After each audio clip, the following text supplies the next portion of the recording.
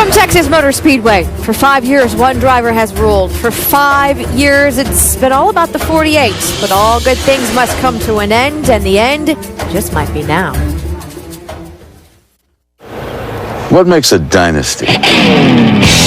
Sure, you can measure it in championships. You're looking at the 5-time champion. But there's something more. Something that keeps us watching, wondering they could do it again. Yeah! And again. Unbelievable! Because without fail, you know he's coming. But more importantly, 48 right on here. Yeah, I see him underneath me. they know he's coming. You will follow him up through. Love him or hate him, you gotta respect the grit, the fearlessness, You're gonna eat their lunch. Nice. how he handles the end game. We did it, boys! Until the final lap, Jimmy Johnson keeps digging. Get that rhythm back. Let's roll. The dynasty of the 48 team is under siege. That 48, he's gonna stumble. I got his number. Tell him I'm sorry, but I've got to race him. By 4 drivers looking to spark a historic run of their own. All right, get after it. A dynasty is not created overnight. It is a process, a late night up at dawn grind for the driver and his team. We can do this. This is about the extinction of hype. It's about push it to the red line desire. It's about, hey brother, I got your back. Not just this race, but every race. That 14's been decent all day. He better be worried, that's all I gotta say. And that's how the next dynasty begins. So who will it be? Mr. Consistency with top 10s in all but one chase race, the sponsor's dream, but never a cup champion. Or Smoke, twice a champion before, but this time he's got nothing to lose because he is chasing. 3 to go. This is chase race number 8. I say it's about time we get this thing started. Ladies and gentlemen, please rise and remove your hats as the 3rd Mission Command Training Group, 75th Mission Command Training Division out of Fort Sill, Oklahoma, presents our nation's colors. And please remain standing as Dr. Roger Marsh from Texas Alliance Raceway Ministries offers today's invocation. Heavenly Father, as we anticipate the excitement of today's AAA Texas 500 at the Great American Speedway, we give you thanks for the tremendous freedoms that we have in the United States of America. And for all of our military personnel, both past and present, we ask you to watch over those who are continuing to serve. And now, Father, we ask you to watch over all who are here to compete in and enjoy today's race. In Jesus' name I pray it. Amen. And here to perform our national anthem, please welcome Show Dog recording artist Trace Adkins.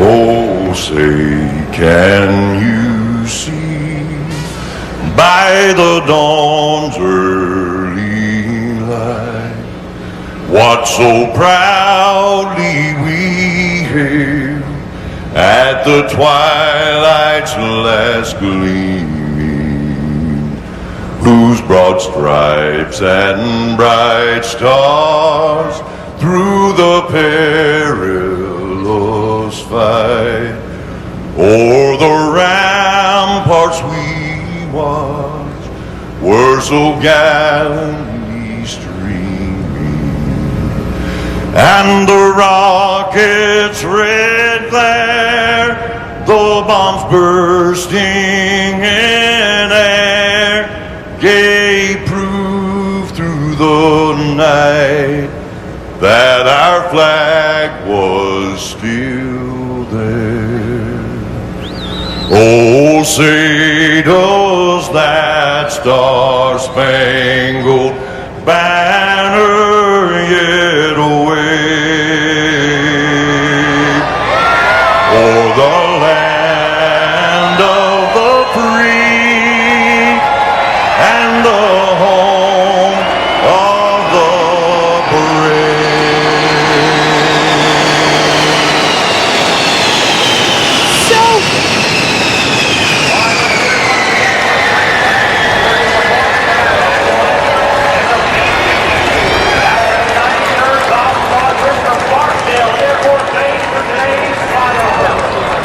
Excited there. This is such a cool sight. This track has been known to bite, but hey, we've learned one thing in this chase.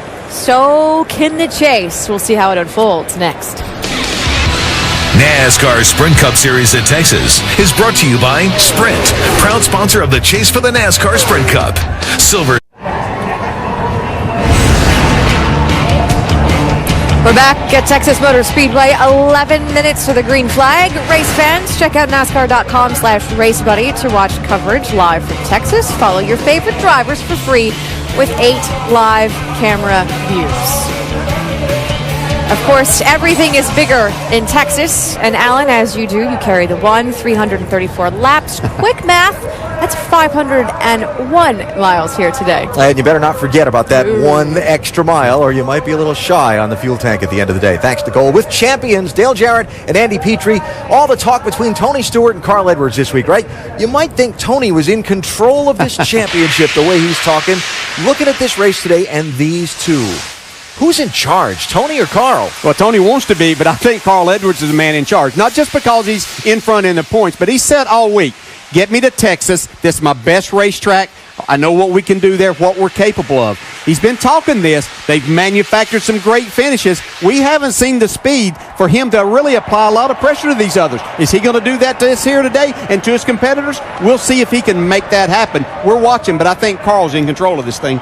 Yeah, if he can get his car to run, like you said, it hasn't had that dominant performance, even though he's leading the points. If he can keep that car running, yeah, he can dictate. But Tony Stewart, he threw down on these boys last week at Martinsville. He says, look, I'm going to take control of this thing, and if he can back it up, then he can control what happens from here. Be very interesting to see who can apply pressure to the other as we roll through this 500 miles at Texas. 500 miles, actually 501, on a very carry that one, on a very fast and tricky track where there are plenty of pitfalls to be found. Tony Stewart's race back here in April is a good illustration of it. The trouble started early. Yeah, you got to avoid trouble. Tony's going to have to avoid this kind of trouble today to stay in contention. You see this mistake coming out of the pits. Really, it's his pit crew and his spotters' responsibility to get him clear, to get out there, so that wasn't so much of a driver mistake. Yeah, this next one's on the driver himself. Tony got himself in a good position here, got caught speeding on pit road. Can't have those mistakes if you want to win this championship. Yeah, that was when they were in position to make the finish on one more tank of fuel, they thought. And even after the penalty for speeding, still ran out of fuel and lost some positions in the last lap. There are lots of pitfalls in 500 miles at this Texas track. Temperature, normally a big story for this race that starts in the afternoon, ends after sunset under the lights. But weather conditions today, Andy, may make that less of a challenge for the crew chiefs. Yeah, I like what we see now. We don't have a lot of sun load on the racetrack. We've got a lot of overcast clouds. So that's going to make the track a lot more consistent for the teams to negotiate as we go into the twilight of this race. Yeah, and these drivers are glad they don't have to deal with those changing conditions. Just tell the crew chief what you need, make that happen. And for the drivers that start off the race quickly, normally at Texas, that might mean trouble for them later in the day. If your driver starts fast today, he's going to finish fast tonight. Let's go trackside. And now, race fans, for those most famous words in motorsports, here to give the command to start engines, please welcome your Grand Marshal, President of AAA Texas, Bob Boutier. Gentlemen, start your engine.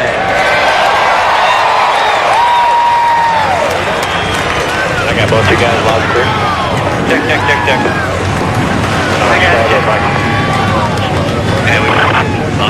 I got you on one, it's Mike. Good luck, boys. I got you.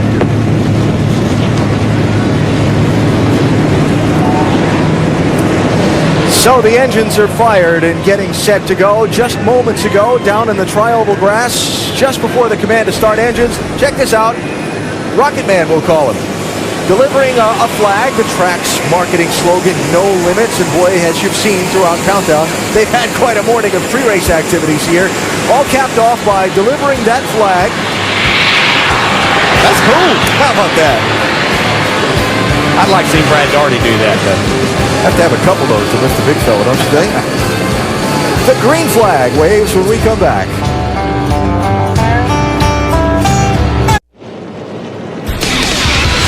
NASCAR Sprint Cup Series at Texas is brought to you by Sprint, proud sponsor of the Chase for the NASCAR Sprint Cup. Silver Star Ultra headlights from Sylvania. And the 2011 Ford F-150, built Ford tough. Getting set to go in race 8 in the chase for the NASCAR Sprint Cup. The field of 43 rolling on to the Texas Motor Speedway to begin their parade and pace laps before the beginning of this afternoon's 500-mile go. One car rolling onto the track with a driver not normally its regular driver is at 18. There is Michael McDowell aboard that machine. Of course, Kyle Busch not allowed to race by NASCAR officials in today's event. NASCAR Now lead reporter Marty Smith has been efforting to get an interview with or comment from Kyle Busch throughout the morning. Marty? In an interview we thought we had landed, Alan, but in the last minute here they have chosen at Joe Gibbs Racing to decline that interview request. We haven't even seen Kyle come out yet to the pit box. We do know he is coming. Joe Gibbs did tell us that in the pre-race show, so we expect him any minute. But right now he has chosen not to speak at this time, but we're going to keep on trying, Alan. All right, Marty, thanks. And know that you will keep us posted if he so chooses to comment. So Michael McDowell aboard the 18 car today here in Texas. Look at the starting lineup for today's race across the top of your screen. Greg Biffle, 2005 winner here at Texas. On pole position, Biffle has led a lot of laps this season, but yet to go to victory lane. He's hoping to turn that number 1 starting spot into a number 1 finishing spot today. When we get back to row number 3, 5th position, you will see today's in-race reporter, Tony Stewart. By the way, with his rival for the title, Carl Edwards, just 1 spot behind him on the grid. Tony, the subject of our Gillette Pro Glide profile. Look at his stats before the chase this year in the opening 26 races and what he's done in the 7 in the championship. Well, if you're not a believer by now, you should be. Yeah, he's getting it done. So, Tony, from 5th starting position, our in-race reporter today, DJ. Tony Stewart, Dale Jarrett, ESPN. You have a copy? Yeah, ma'am. Hey, Smoke, our first question comes from our mailbag, and Emily in Charlottesville, Virginia asks, you've mentioned things are going your way right now. What makes you feel that way as you try to chase down Carl Edwards in the standings? Just the way we've been running. I mean, I think last week at Martinsville was a big tell of what this team's capable of. I mean, we overcame some really big obstacles last Sunday to get to that position to win that thing. So, this team's never given up. Daring Grubb's never given up. Our guys, everybody at Office Depot and Mobile One and Chevy. I mean, these guys they keep digging, and even when we thought we weren't good enough to do it, we find a way of digging deeper and getting the job done. Speaking of that great win that you had last weekend, some fun words afterwards, kind of throwing things back at Carl there. You've talked some fun words all week. Does that gamesmanship continue on the track today?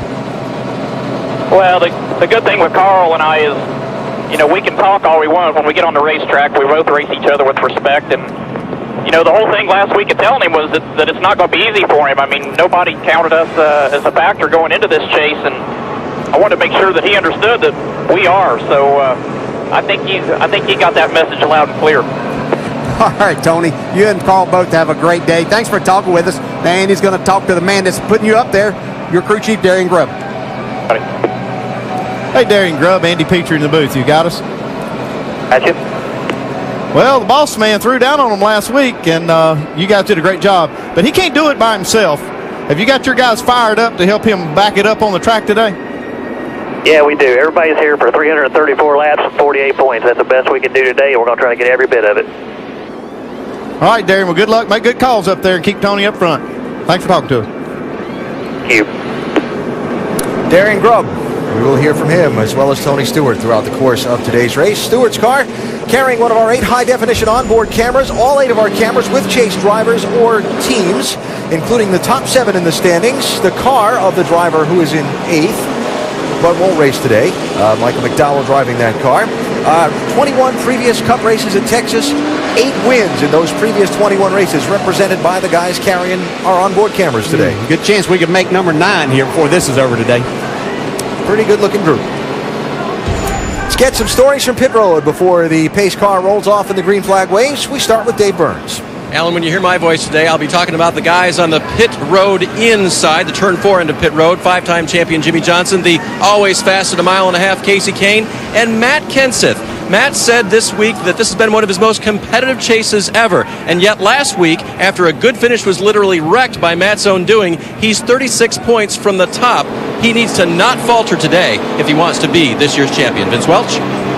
Kevin Harvick has won the big races. He's won the Brickyard, the Daytona 500, the Coke 600, but never the Sprint Cup Series championship. He sits third in points, 21 points out. He says this is a make or break race for him here today. And crew chief Gil Martin says he'll take chances on pit road to get Harvick in position to cut that deficit. Jamie Little?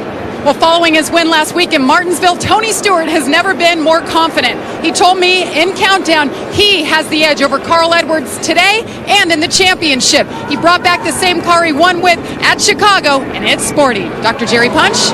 Carl Edwards wants to win the Sprint Cup, but he also knows today is not a sprint race. It's a marathon here at Texas, 500 miles, and a marathon that can take its toll on man and machine, particularly engines. Carl's engine will turn 9,600 RPMs every lap he will let it. He's going to manage those RPMs and pick his choose his battles in order to win that championship today. Carl is ready, and so is his team. Listen in.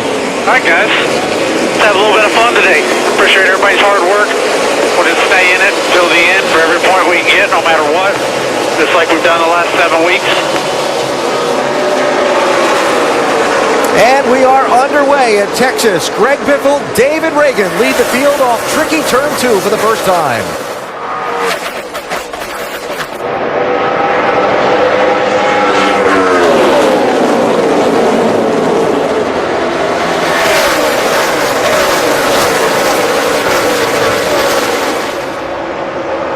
Biffle leads lap 1. They'll be screaming it better than 190 miles an hour off into that corner. Well, Biffle wasn't going to be denied leading that first lap the way he drove off into turn 3 and took the lead from David Reagan. Yeah, they were side by side going into turn 3. Biffle didn't lift at all until he got to the middle of the corner. Carl Edwards, 99, trying to slide underneath Paul Menard. He does so. Tony Stewart running 4th, just ahead of him. Edwards in 5th.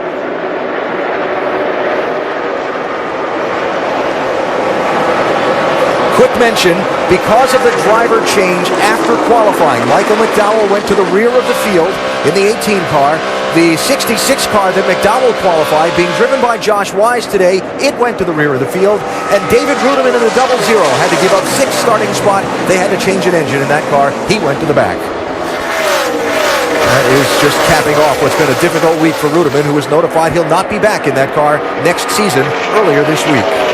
Comes Casey Kane, but you can see Paul Menard really get loose on the exit of turn 4. These exits of turn 2 and 4 here are 2 of the most critical parts of this racetrack, where the banking goes away from you to 5 degrees of straightaway. Really difficult. Yeah, this track looks identical to Charlotte and Atlanta when you look at it, but the way they drive, I mean, like Dale said, that these banks they lay down quickly as you exit the corner, and so it makes the car drive a lot different here. A couple of guys to keep an eye on today. The 9 car, Marcos Ambrose, and that 21, the red and white car, Trevor Bayne, the Daytona 500 winner. Those guys looked really good in practice. Yeah, I talked to Trevor Bayne this morning in the garage area. Congratulating him on his Nationwide Series win yesterday. He said, we got a fast car today, too. Yeah, he did a great job winning there yesterday. And we'll have to go just back to Charlotte. Even though we talked about the differences in the racetrack, Trevor Bayne ran extremely well until they had a fueling issue with that 21 car. Look for him to be good here all day long. Brad Keselowski high in that 2 car. Kevin Harvick starting to slide a little closer to the front. 29 car started back in 21st position. And look at how quickly Kevin Harvick has gained some ground in some of the opening laps. Yeah, Harvick worked extremely hard yesterday in practice, ran a lot of laps. He was using the middle to top groove. I think that we were going to see a lot of that in the first portion of this race until we had cloud cover all day. The track temp isn't nearly as high as they were expecting it to be here. I still expect to see Harvick moving up on the way he is moving up this corner. I expect to see him move up as the tires wear down. And talked to Jimmy Johnson's team, some of the guys in the garage this morning. I said, who looks good? They said, besides us, they said that 29 car is who looks good. Got a big run off turn 4 there. Harvick going to go by Keselowski with the 29 car up to 12th place. If Harvick's going to make a move for this championship, he's going to have to start here today. He needs to be up towards the front in the top 3 at the end of 501 miles here. Yeah, we get to the end of this. You carried the one. Kevin Harvick swept into a wreck in the Talladega race a couple of weeks ago, dropped him from being virtually tied for the championship lead, neck and neck anyway up front, as we watch Jeff Gordon 24 and Juan Pablo Montoya in the 42 race here. And now Harvick has said he has to gain ground every week on Carl Edwards. He has to finish in front of him. He started behind him today. Gordon didn't start off toward the front of the pack. 24 car was back in 23rd place. And for Jeff, that is 17th he's just picked up, and working on 16th here on Kurt Busch in the 22. Now, he was one of the better cars in happy hour we saw yesterday in practice, so I expect to see him move up pretty quickly. Yeah, he'd like to get something going here as we see Tony Stewart taking the third, or trying to take this third spot away from David Reagan. Tough pass to make down the bottom, but he's going to be able to power by him now down the back straightaway.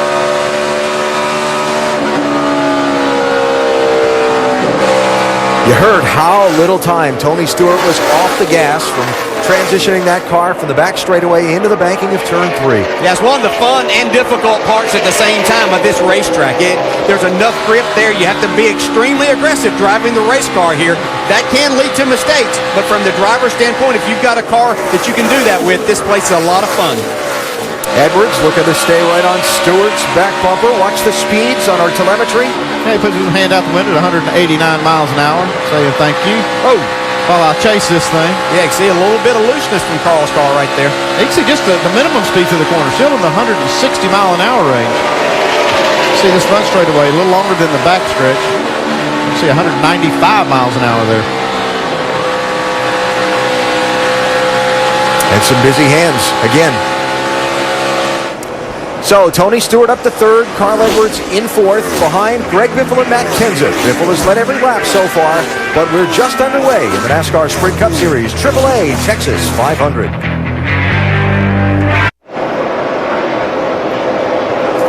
Race 8 in the chase for the NASCAR Sprint Cup is just underway at the very fast Texas Motor Speedway in Fort Worth. Greg Biffle in the 16 started on pole. He's led every lap so far. That's the distance from first to second. Matt Kenseth in the 17. Matt slowly reeling in that 16 car. Join Goodyear and NASCAR in helping support our troops. Visit Goodyear.com/support-our-troops to learn more.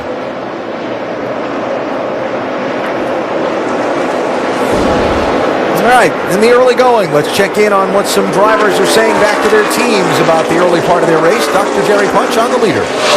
Yeah, Greg Biffle is the leader, Alan, but man, he has his hands full here. I know the track would change, but boy, he is hanging on. Listen in. Real loose. Turn it off of that front really hard. All right, that more. Show your fans where they need to be. Just melted the rear tires off of it.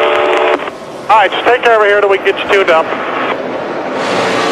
And what he just said a moment ago is he is actually sliding. He's so loose, he's sliding all the way in and through the corners and worried about burning those rear tires off when he jumps back in the throttle. They want him to hang on, and right now he's just doing just that, hanging on as the leader. Alan? All right, Doc, thanks. You always know it's serious when the driver takes time to get that third real loose in there. Real loose. Yeah, you know that there's some issues. But Biffle's one of the best at hanging on to it and staying out front right now.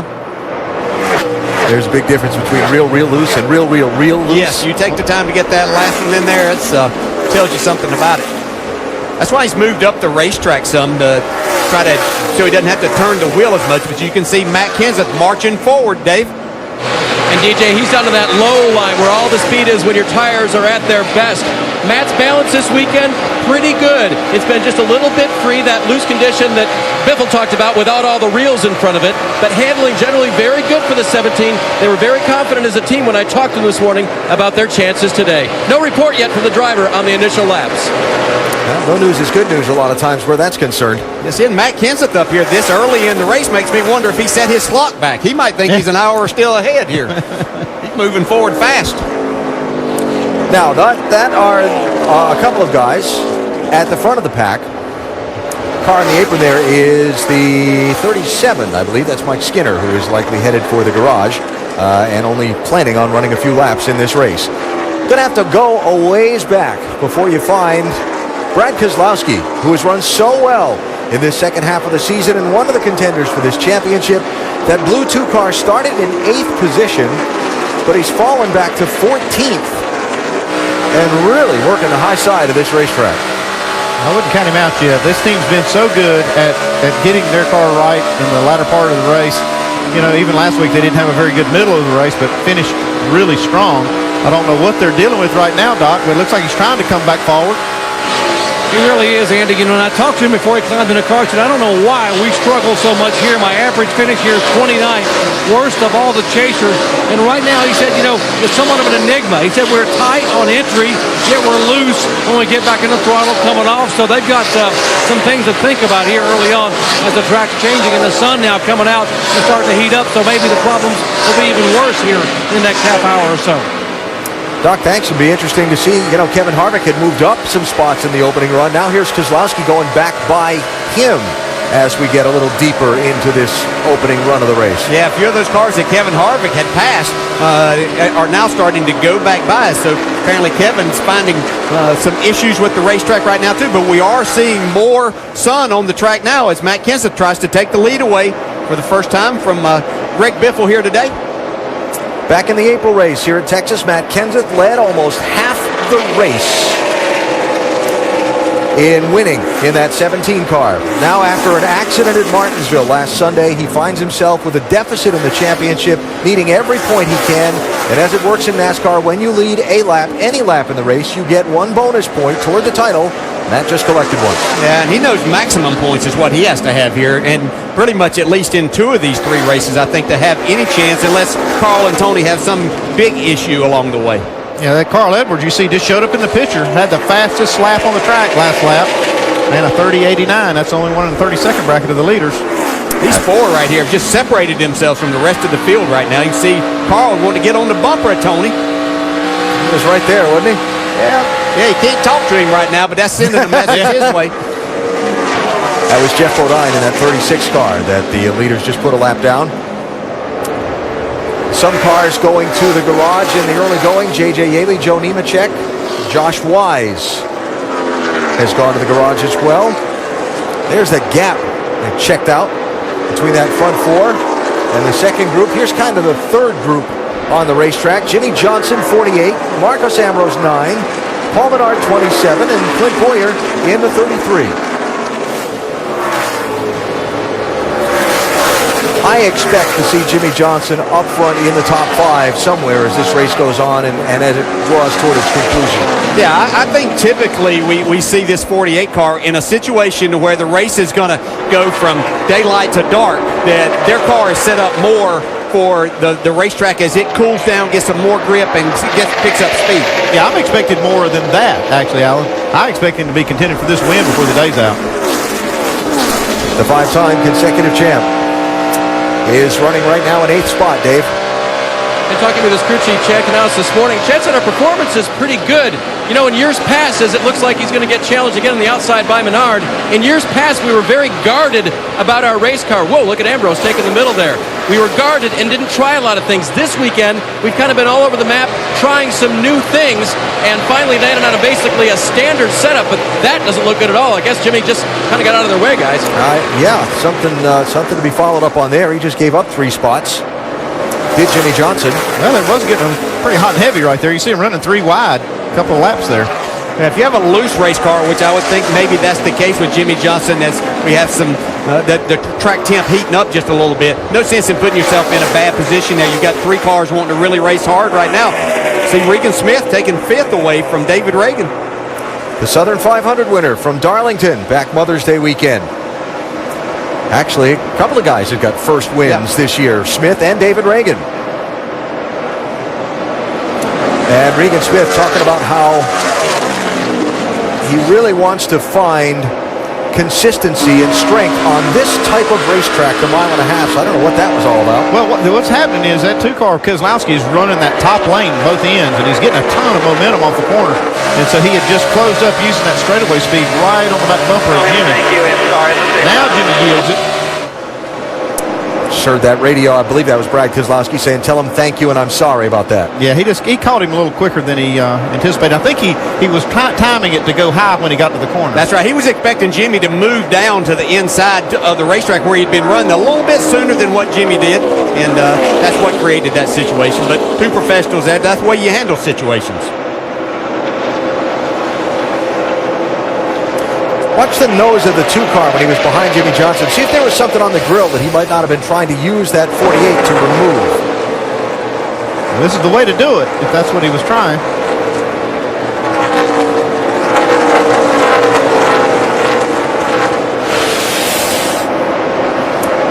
inconclusive. So Keselowski running in 11th. Matt Kenseth is out in front. Second leader of today's NASCAR Sprint Cup Series race at the Texas Motor Speedway. Back at Texas Motor Speedway, we are 38 laps into this race. Matt Kenseth is out front ahead of his teammate Greg Biffle. The points leader is back in fourth. That, of course, is Carl Edwards. Let's take an inside look at what's happening in the NASCAR Sprint Cup Series, brought to you by Sprint. This is a very fast racetrack, and back in 2005, Carl Edwards, his average speed here was 151.055 miles an hour. Right now, take a look at Greg Biffle, 186.935. NASCAR fans voted at sprint.com/speed on the driver they wanted us to go in car with, and Matt Kenseth was the top choice. So let's go on board now via the Evo Cam and listen in.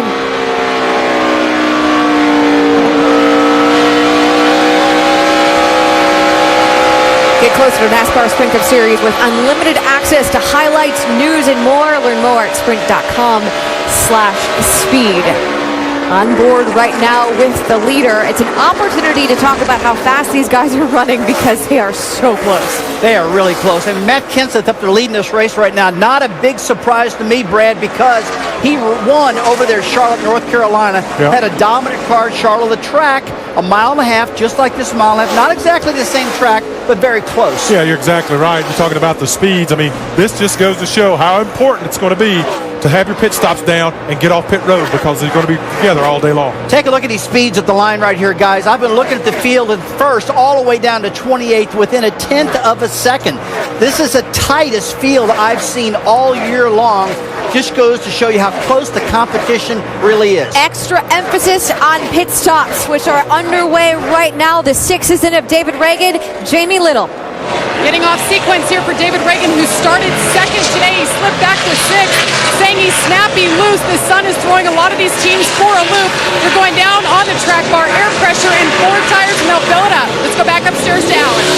Jamie, thanks. And the way it's going to work in this race, once the first leader makes a move to pit road, there's going to be a big charge to follow. And look at the entrance to the pit lane. Dave? There is Casey Kane. His car was just a little bit free and then really loose in as the run went on. They'll make a track bar adjustment down a half around on that. Vince? The 9 car of Marcus Ambrose. Ambrose says loose in and loose off, tight in the middle. We've heard that all up and down pit road. 4 tires and fuel. Dave? Matt Kenseth, the leader since lap 24, will get a track bar adjustment. He said, tighten me up just a little bit free going into turn 3. It'll be full of Sunoco fuel as well. 4 fresh Goodyear tires for Matt Kenseth. Start. 4,000 RPMs, 45 miles an hour. Here's your pole sitter and leader, Greg Biffle. You heard him say how loose the car was all the way through the corners. 1.5 rounds on the track bar. Biffle, 4 tires, topping off with Sunoco fuel. Now further up pit road as they work on his car, his teammate, the 99, also coming in.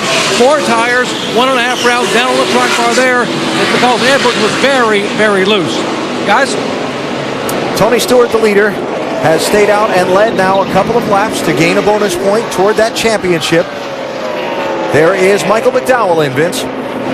Free in, that's the big problem. Tight in the center and free off as well. But he says it's on the splitter on turn 1, so they made some slight changes trying to get him more comfortable.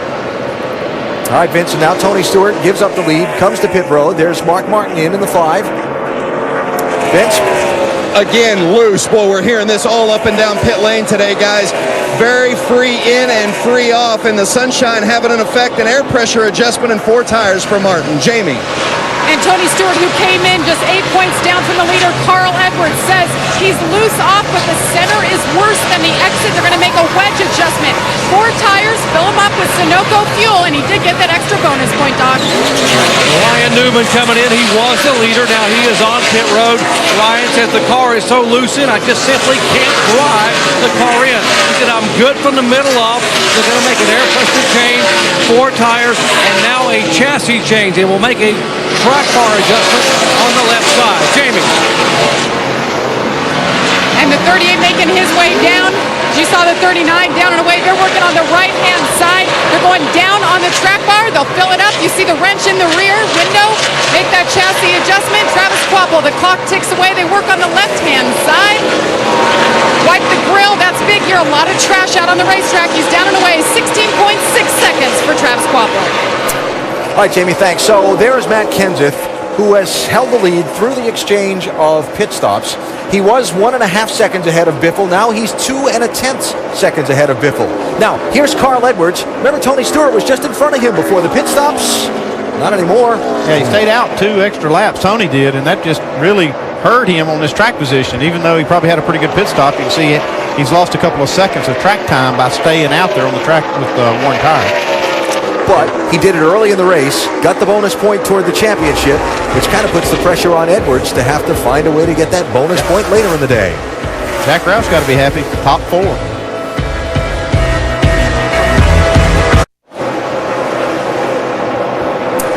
Race fans, check out NASCAR.com/RaceBuddy to watch coverage live from Texas today. Follow your favorite drivers for free with 8 live camera views.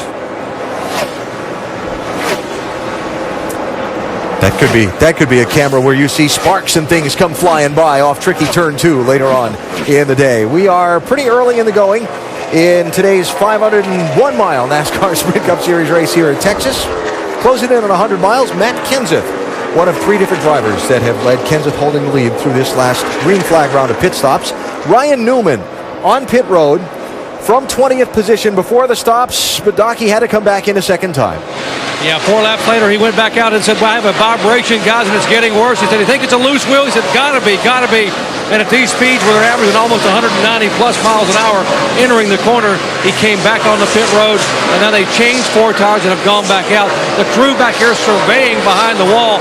They don't see right now where a wheel was loose, but they're checking the wheel itself as far as the lug nut area, checking the wheel itself, and also looking at the replay of the pit stop, which they videotape, see if they can see a possible problem that occurred a moment ago, but an unscheduled stop for the 39 car. All right, Doc, thanks. And there, a look at the crew looking over those tires, and you saw graphically a minute ago on the screen, Ryan Newman is a couple of laps down now and back in 36th position. So Matt Kenseth, since the pit stop, he had a 1.4 second lead before the stops began. Came off of pit road with a 2.1 second lead over Greg Biffle and has since stretched this lead out to 4.6 seconds over second place. And Biffle being challenged for second place there by the championship leader and his teammate, Carl Edwards. They made an adjustment on that 99 car last pit stop. It's definitely making a difference. And they need to make an adjustment on that 16 car, it looks like. Yeah, they're still fighting that. But we've had a lot more sun on this racetrack than what we anticipated.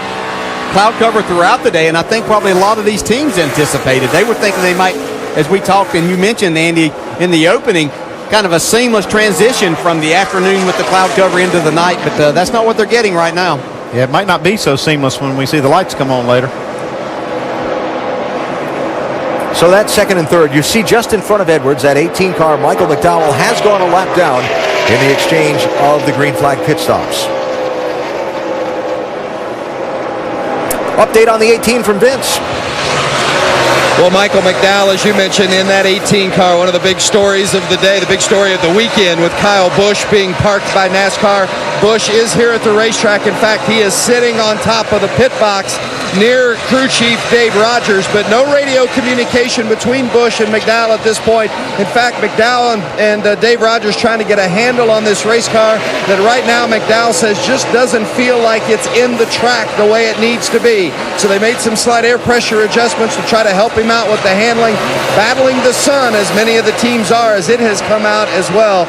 You've got to imagine how difficult it must be for Kyle Busch to sit up there and watch somebody else drive his race car. Yeah, Vince, and that's exactly the question I was going to pose to Dale is people want to talk about the severity of the punishment for NASCAR, but for a race driver, can there be anything more harsh than sitting there watching somebody else drive your car? I can't imagine. I never had to really go through something like that, but that has to be the worst. Yeah, no, whatever penalty they impose, there's nothing worse than seeing the car that you've had a lot of success with, somebody else out there driving it. So very gut-wrenching day for Kyle Busch, I'm quite certain. So McDowell soldiering on in that 18 car, and as you heard Vince's report, they're struggling to get the car down into the racetrack to his satisfaction and get the grip that he wants at these terrific speeds here in Texas.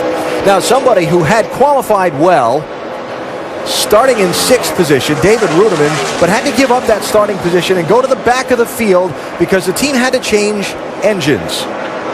NASCAR has a 1-engine per weekend rule designed to keep the teams from having these special, lightweight, super tricked up qualifying engines that they'd spend a ton of money on. But when you have to change an engine, you start in the back. See, Ruderman has picked up 19 spots since the start. Well, he's really been running well. I've seen him pass cars on the top side, middle part of the racetrack, on the bottom if he needed to go there. So really doing really well in this car, that he was informed that he would not be driving next year. But what's David Ruderman saying about his car, David? Well, I was going to say, DJ, all of that passing of cars with a car that he is describing as evil loose in. Wants to spin out on him when he gets into the corner. And I talked to him at driver introductions. There's not a guy more saddened by what happened about him being dismissed from this ride at the end of this year than David Ruderman right here.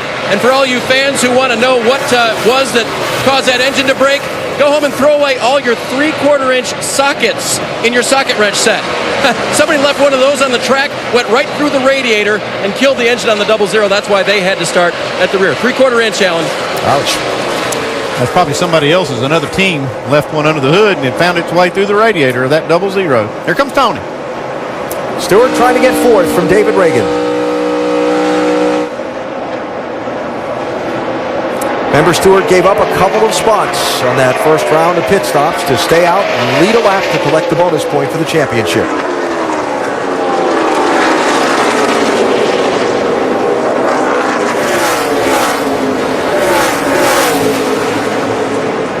And still side by side. Yeah, it's so tough to make that pass down the bottom right now. Everybody fighting for some grip, and as we've said, it makes it more difficult. It looks like Tony's going to make that happen through turns 3 and 4 here now.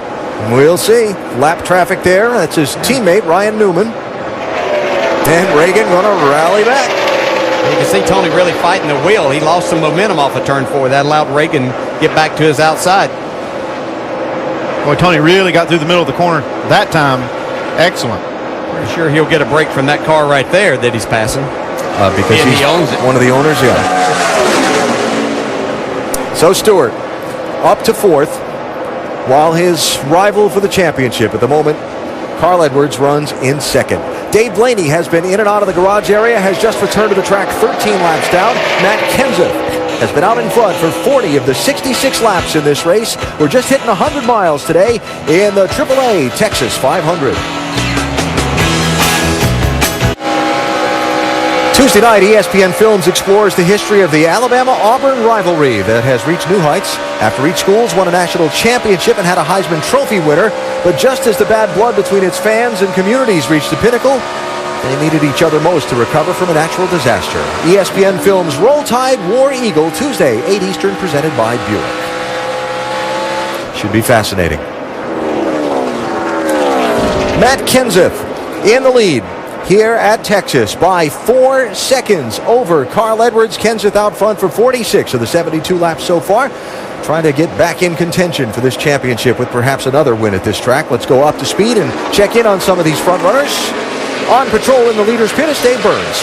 Those lap numbers you mentioned, Al, that's about half the race so far, and that's what he did here in the spring. Matt led a half the laps to win the 334-lap event here in April. It's the same car. It's basically the same setup. The crew told me they just basically changed it for the weekend based on track conditions, but he's got something he's familiar with, and he's using it. Doc? Back behind him, Carl Edwards, our points leader, a 3-time winner here at Texas Motor Speedway. Couldn't wait to get here, couldn't wait to leave Martinsville, and couldn't wait to get to Texas. But right now, early on, he's had a bit of an issue here in terms of handling. Listen in. Staying just about 230, 235 on the water. Boy, that's perfect. Perfect. You copy me on the right front tire? Yeah, you're saying we can put more in it later. We're maxed out on right front tire, but we got a couple little blisters on the inside edge. How's the right rear look? Rears look fine, bud. Rears look fine. It was a full fuel run. So a couple of blisters on the edge of the front tire. They're a little bit of a concern, but right now Carl's saying the car is loose everywhere, but primarily loose off of turn 2. Jamie. It It has been a good weekend for Tony Stewart and this 14 team. After final practice yesterday, Tony said the balance was the best it had been all weekend. Darian Grubb, his crew chief, told me this morning they built in a lot of adjustability knowing it was going to be a lot warmer today. So they indeed adjusted on that car, and their one and only pit stop today made a wedge adjustment. Tony just now said the car is much better through the center and exit. Doc? Hard to believe that Greg Biffle is holding on to a fourth position as bad as his car is driving. We heard us talk about how Biffle was so loose before the pit stop, 1.5 rounds on a track bar air pressure, and right now Greg said, and I quote, "I can hardly drive it, guys. We've got to do something." But they are planning on maybe pitting as early as lap 86 to put a rubber in the left rear and a track bar adjustment. Jamie. And David Reagan was the first to pit earlier today. Now, this has been a great track for David, both in the Nationwide Series and here in the Sprint Cup Series. And he told me, this is where we need to shine. This is our racetrack. So far today, he was loose, but they had a solid pit stop. He's still a little bit loose, having a hard time running the bottom line where he wants to be. Vince? Well, there's no question Marcus Ambrose's strength is on the road course, but there's some ovals in which he's very good as well, and this is one of them. He was 6th here in April, had a handful there coming off the corner. 6th right now as well. He says it's loose in and loose off, as you just saw. Dave? As much as we've heard the word loose this weekend, I talked to the crew chief for the 4 car of Casey Kane, Kenny Francis, this morning. I said, your driver likes a loose race car. You should be in good shape. He goes, you know what? He gets more credit for that than is really due. He said he just likes the front end to work really well. Well, it hasn't been working that great. It's been very loose for Casey Kane. I just looked up to Kenny Francis. He gave me the word sideways. Still not good conditions for the 4 car. Doc?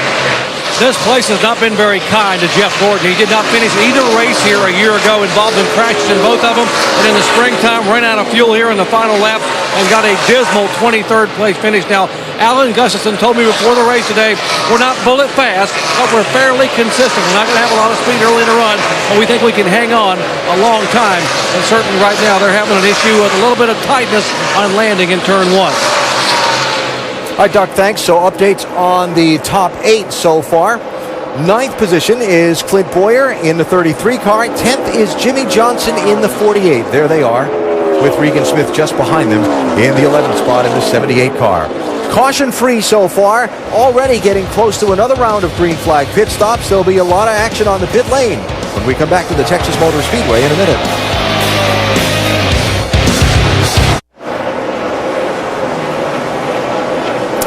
Matt Kenseth continues to lead here at Texas Motor Speedway. The charge to pit road has begun, Dave.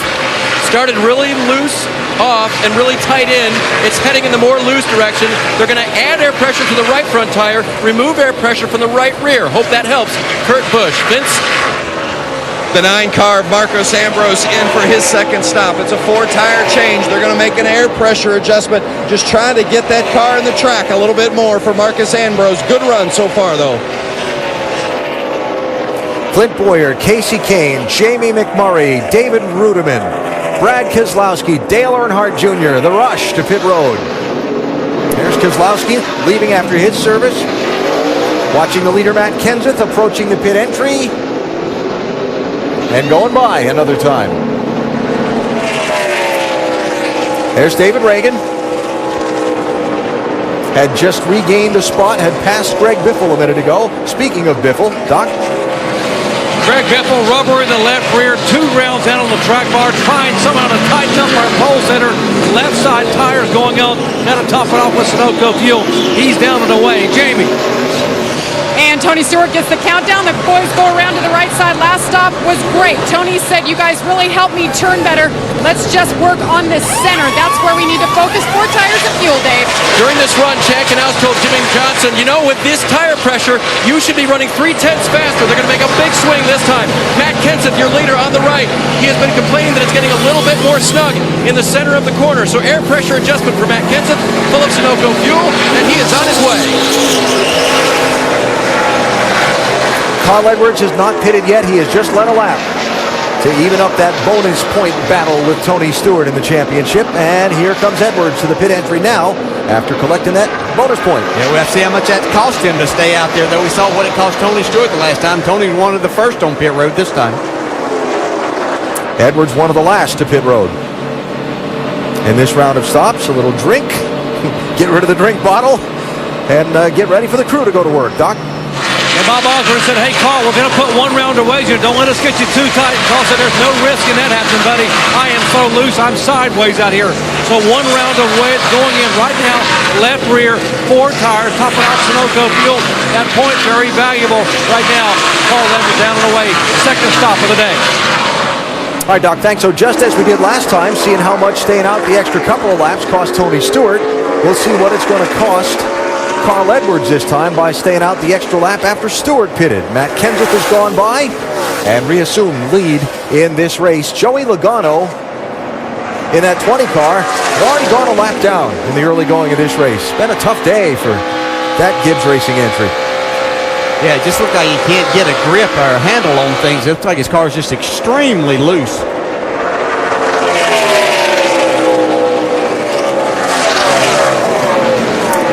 Jimmy Johnson with a little hiccup on pit road. Let's see. He ran over the air hose with the front tire. It's cost him quite a bit. It was a 16.9 second 4-tire stop.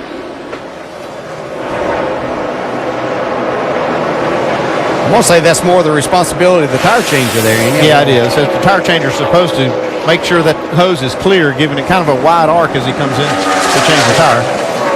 Jimmy Johnson, as you see, running in 12th position. Matt Kenseth has reassumed the top spot here at Texas Motor Speedway as we work toward 150 miles. Back at Texas Motor Speedway, it is chase race number 8. But if you're looking for one of the major stars in Kyle Busch, you won't find him in the track today due to that incident Friday. I ended up losing my cool. Kyle Busch will not be participating today or tomorrow. The actions we have already taken are some of the most severe in the sport. He came and asked me, could I sit on the pit box? He said, I'd like to be there with the team. And Kyle Busch is on the pit box watching his 18 car on the track today, being driven by Michael McDowell. And there is Kyle Busch. McDowell, if you're wondering where he is on the track, is in 31st, 1 lap down. But for Kyle to sit there and watch that, Rusty, as a driver, how difficult is this day for him? Well, as a driver, Nicole, it's just horrible. I mean, it's just, you didn't expect this would happen as a driver. You thought everything was fine, and then you get yourself in an incident, and now you're out of the car, and you're watching your car run really bad. It's all the way down in the 31st position. But not only that car, the whole Joe Gibbs Racing stable is struggling today. 26th for the 11 car at Denny Hamlin. 27th for the other car, Joey Logano of number 20. And a lot of these guys really rely on Kyle Busch's feedback. All the teams do. They don't have that really good feedback right now, and everybody is suffering. It's got to be a miserable day for him to be sitting on that pit box and knowing he's not in that car. Yeah, right now, Brad, Denny Hamlin, who is the last car on the lead lap, is the only one of those 3 cars that's actually on the lead lap. Well, I think Rusty hit on it. It looks like they've all missed on the setups, obviously, and with this tire, there's a little bit of trying to adjust to that and making the right guesses. And Kyle Busch is the onboard computer. We've seen him time and time again be that guy on the camera talking about what's going on in that race car and giving great feedback. So they've all missed it today thus far. And back to Michael McDowell, we talked a little bit in the Countdown show about how this could be an opportunity day for him to get into some good equipment and prove his worth. Not a good opportunity for him as we're watching now. What a bad day for Michael McDowell to get in the car. Generally, this would be a fantastic opportunity, but all these Joe Gibbs cars are running bad today, and so sometimes you get a good one, sometimes you got a bad one, and this is not a good opportunity for McDowell today. Vince, what more do you have on that car?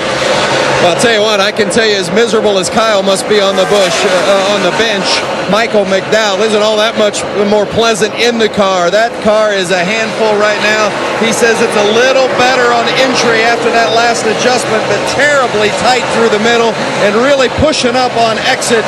And he's trying different lines, but he just can't find anything that works. You can hear the frustration coming through, but Dave Rogers on the radio trying to keep him calm. Kyle hasn't communicated on the radio that we've heard as of yet.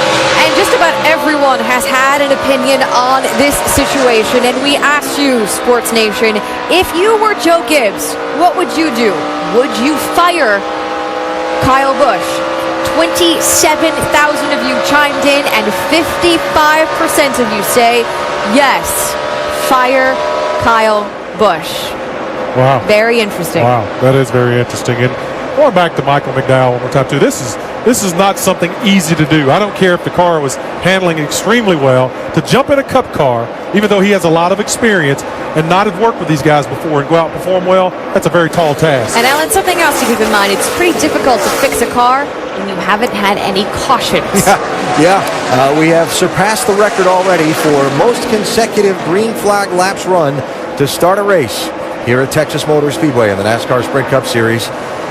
And Matt Kenseth has led most of them so far, past 150 miles. Here about to put Trevor Bayne a lap down. That 21 car in 26th position. Remember, he ran up in the start of the race toward the front. Now he's really struggling.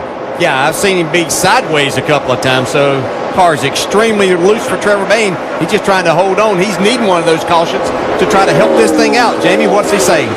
Well, they've been trying to work on this car, and the last thing he said, just tight through the center. A lot different than yesterday. He was so happy this morning, finally got that first elusive nationwide victory, and he said this car actually had the same balance. So he was very optimistic coming into today, but now with the sun being out so much warmer, the handling has gone away. They're working on it, but now he just went a lap down. All right, Jamie, thanks. So Bayne back in 26th position. See the cars running up into the sunshine down on the banking of turns 3 and 4. We talked about how the forecast was for the day to be overcast with a slight chance of a shower.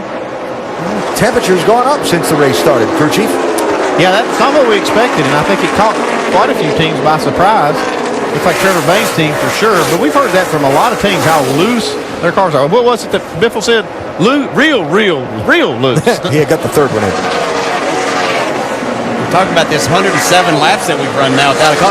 Could this race today be any more different than what we saw at the start of last week on that half-mile racetrack? It's just amazing you give these guys some room and how difficult and fast this place is. Carl Edwards running second, Doc. And we're talking about how much warmer it is today than it's been all weekend, and the Goodyear engineers have been here in his pits looking at tires. Listen to the radio here just a few minutes ago. Well, it's still one little spot on that right front. It's better than the last run. Still one little spot. Tim, were anybody else having trouble with that? Yes, sir. A lot of guys are, bud. Now, a Goodyear engineer just told me there are several, just a few, that are having the same situation. He relates it to the fact that the temperature is higher than they've been all weekend, and also several of these guys have been very loose, sliding that right front tire in the corner, and they're hoping that wedge adjustment on the 99 will take care of that. Still a little bit of an issue, though, to worry about for our points leader. All right, Doc, thanks. Edwards running in second, Tony Stewart running third. Brad Keselowski, one of the other drivers in the championship, running right now in 9th position. He and Casey Kane, 2 and 4, racing for that spot. Well, a big turnaround. We saw this 2-car going backwards at the start of this race before that first pit stop was ever made. He started making a charge back forward. Now he's raced back into the top 10. Yeah, I'm not a bit surprised. The way this team has executed this year, it doesn't surprise me at all that they're able to turn that around pretty quick today. Brad started today 27 points off the lead in his bid for the NASCAR Sprint Cup Series Championship. Remember, 1 point per position. He fell back as low as 15th on lap 18 and now has worked his way back up to the 9th position. Caution free very quickly, closing in on halfway. We're not caution free anymore. Yellow flag is out. Debris off of turn number 2, I believe I just heard NASCAR say. And a welcome sight for a lot of these teams. Oh, yeah. And drivers. This racetrack being so fast, Dale, it very physically demanding on the drivers because of the speed. And when you don't get that caution, boy, what a challenge to keep pushing. Yeah, it really is. It's a rough racetrack. We've seen these drivers bouncing around inside the cars. You're going extremely fast. It's just very difficult physically and mentally to start a race like this, especially when your car isn't very good. But a chance to catch your breath, give the crew some feedback on the car, and to get the crew ready to go to work, which they'll do in just a minute. The AT&T Fastest Pit Crew of the Year award is determined by the winner of each race, the fastest pit time, and you, the fans, vote. Text the car number to 234567 for your pit crew choice. Could it be Tony Stewart's or Carl Edwards or somebody else?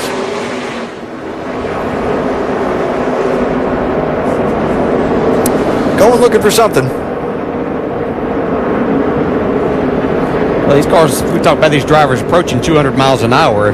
See anything out there, and there's spotters all around these racetracks. As a driver, you appreciate them being on top of this. You know, it's not always something big, and it's not always exactly what it may have looked like, but you can't take a chance at these speeds. Yeah, the other thing is they're using the entire surface. We've seen cars running as close to that wall as we see that sweeper truck, so you need to keep the whole track clean. First round of caution flag pit stops. Matt Kenseth has the very first pit on pit entry, Dave. And for our leader, the adjustments have already been made. Air pressure reduced in the rear tires. He says you fixed the free end a little bit, but it's still just a little bit loose, tight, and then loose off the corner. Vince? Marcus Ambrose, you see him bottom left of your screen running fifth, says it's too free getting in and too much load on the right front. They're going to go up a half round on the track bar and 4 tires. Jamie? Tony Stewart in the upper right-hand side says he's just, he needs to cut better through the center, actually. The exit is good. They're going to make a wedge adjustment in the left rear 4 tires, Doc.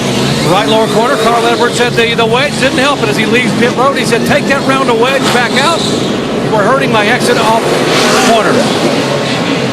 Going to be a big charge to the end of the pit lane, but it will be Matt Kenseth retaining the lead. Onto the first caution today here at Texas Motor Speedway, already past 150 miles. Race fans, check out NASCAR.com/RaceBuddy to watch coverage live from Texas. Follow your favorite drivers for free with 8 live camera views. Doubled up for the restart. Denny Hamlin catching up to the tail of the field. He had gone a lap down just before the yellow, so being the first car lap down, Hamlin is the Aaron's Lucky Dog free pass. Gets back on the lead lap in that 24th position. Greg Biffle lost some spots on the pit lane. Doc, what happened?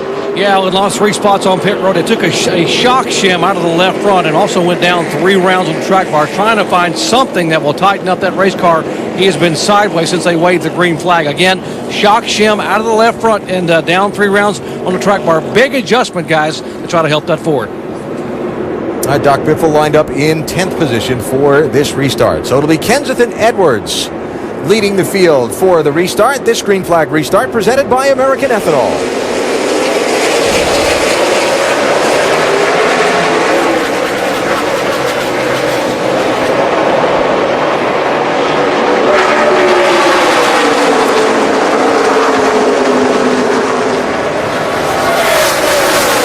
Look at Tony Stewart.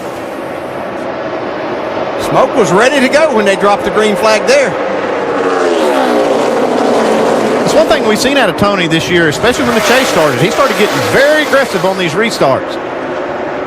Trying to find a way to squeeze in front of Matt Kenseth, who's dominated most of this race so far. Stewart led that lap, but Kenseth isn't giving up.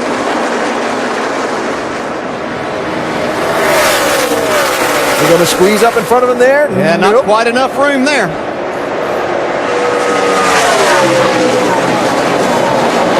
Carl Edwards lurking. See Tony really moving the steering wheel there. A little bit loose right in the center of the corner, but still fighting.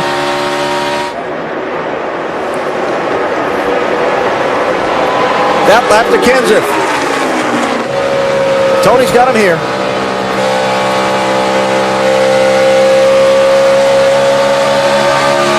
Boy, Kenseth gets a big run off that corner, though.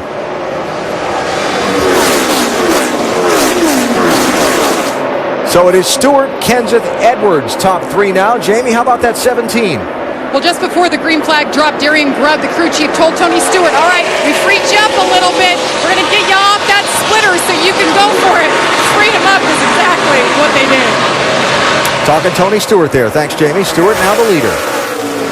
Quick update. A couple of guys took the wave around to get back on the lead lap at the end of that last caution. Landon Castle and Bobby Labonte now back on the lead lap in 26th and 27th.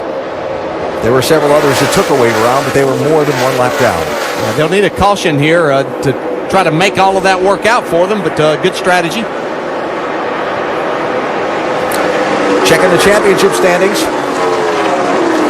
Remember the difference between first place and second place is a few points instead of the 1 point per position that goes back through the field.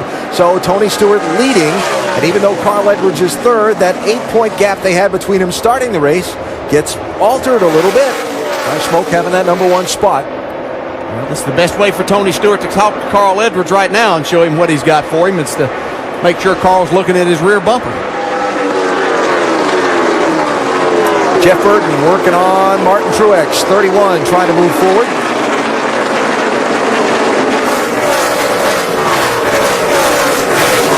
'15th and 16th spots there. Whoa, hang on. That's a big slide by Truex right there. You see that a lot of times. The car just pushing out. You have to jerk the wheel just a little bit. Sends the back end out.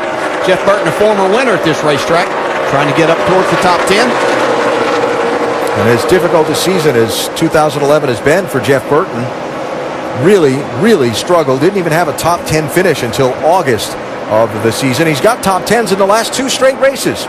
Little momentum. It has been a horrible season for that 31, but it seems like the last few races they have turned it around somewhat, and they've had some good breaks and some good strategy along the way. Here's Regan Smith, 78. David Ruderman, 00. That is 17th and 18th. Remember, Ruderman started at the back of the field after an engine change. Oh! And almost lost the race car there. Wow. That was a slide right there. Ruderman able to hang on to it. He said this car wasn't handling all of that great, but he's been able to move forward and been pretty impressive so far. But that was a nice save. They reported to us earlier that a socket came up off the track and went through the radiator, forced that 00 to change engines, and boy, those were some busy hands. Yeah, we hadn't talked a lot about the seams here. They're not quite as bad as some other places, but it looked like he got that right rear on that seam. Dave, what are they saying about David's car now? Well, I just got handed a note from their team that he believes he may have transmission issues. I was going to talk about how he's come up through the field and the really loose, evil loose race car earlier had come around a little bit to him, but we have to keep an eye on him now. He thinks he might have a transmission problem. All right, Dave, keep an eye on the 00 as we approach halfway in this race. Don't forget, stay tuned for our NASCAR non-stop coverage in the second half of today's race, presented by Nationwide. Tony Stewart leading Matt Kenseth. Barely. There it is. Maybe 2 car lengths between them, though Stewart got a good run off of that corner.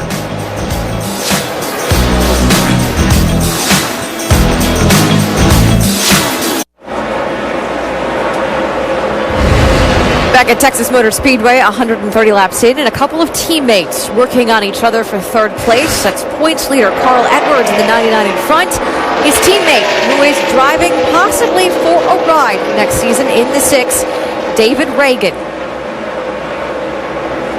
In front of them, another teammate driving for a championship in the 617 car. That's Matt Kenseth, trailing Tony Stewart by just a little bit. Let's take an inside look at what's happening in the NASCAR Sprint Cup Series, brought to you by Sprint. Lap leaders. 278 laps led once upon a time. November of 2006, that was Jeff Gordon. But today, that goes, Tony Stewart. Today, that goes to Matt Kenseth, who has led 87, and right now, he's close to the lead, running in second to Tony Stewart. But we've seen some trouble spots in this racetrack, and this is what we were talking about earlier. Turn 2. It's bumpy. The banking can give you a little bit of trouble, and that's what some of these guys are struggling with now. Yeah, just a little while ago, we saw the 56 car of Martin Truex Jr. get loose up off of turn 2, and Brad, it was just, in my opinion, a classic case of the banking kind of getting flat, whole car getting loose. Watch Martin here. He comes off turn 2. He's on the banking. Now he starts hitting the straightaway. Look at that. Oh, that baby steps out. Yes, she does. And that's what happens when you lose the banking. You lose the downforce or you lose the grip. I meant to say, car gets loose. Yeah, I talked to Martin all day yesterday, and that was one of the things he was fighting in practice, was that race car being very, very loose. And it doesn't seem to be that they have gotten it quite figured out, does it? It's definitely running on the free side, but it's not a big problem, that's for sure. But those are some of the things you experience on the exit of turn 2. Yeah. Another solid battle on the racetrack. Check out 5-time 48 of Jimmy Johnson battling with Kevin Harvick. That is for 6th. Vince, what do you got on that 29 car? Pretty solid lap times for Kevin Harvick. He's really been good through 1 and 2, but says the traffic and the dirty air have been the biggest issues. But it's interesting, we talk about how the track has changed. They have not made any changes to the 29 car each of the last 2 stops, but the handling of the car continues to be altered, an indication, Alan, that the track conditions are changing. Absolutely, Vince, and are going to continue to change throughout this race as the sun sets and the lights come on and the temperature cools. And even during the daylight part of the races, the sun shines down on this track and the rubber off these tires wears into the surface. There are just so many things that make it change. And oh yeah, by the way, as these drivers work hard and you get to a long 500 miles, your fastest times are going to be as this race winds down. So you better be ready for all of that. 33 car Clint Boyer was running 15th just a minute ago, and off of turn 4, pulled down to the inside of the racetrack. Looked like he was wiggling the car around a little bit. He's dropped back to 23rd position. Watch this. I'm not sure he didn't have maybe an ignition type problem there, and he was trying to reach the box or something. The car sometimes will literally shut off. Looks like he's got it back running somewhat now. How about it, Dave? Well, the car has been very loose in and off of the corner. He's radioed to the team a couple of times that none of the changes that we've made have been working. He hasn't talked about that particular incident. It was curious that the team seemed to be looking over the wheels last time on pit road as if they might have a vibration or something like that, but really nothing yet. It looks like he's back up to speed, Nicole. All right, Dave, thanks. So Boyer back now to 23rd position. We documented Greg Biffle losing some spots on pit road a little bit ago. And now Biffle losing a couple of more spots on the racetrack and almost scraping the paint off the right side of that car, off that wall. Looks like they've missed the setup a little bit today. That car has been extremely loose. 16 started on pole position in today's race, led the opening 23 laps of the race. But once Matt Kenseth went by him, Biffle has not gotten back to the point. Yeah, and you think, well, if he can get to whenever the sun goes down here, that may go away, but sometimes that will actually enhance your problem. If it's a situation that your front end is turning so good, you're only going to get more grip from that as the sun goes down and the track cools off. So it could actually create an even bigger problem for them. They're going to have to make a big swing at this thing eventually. Tony Stewart out in front.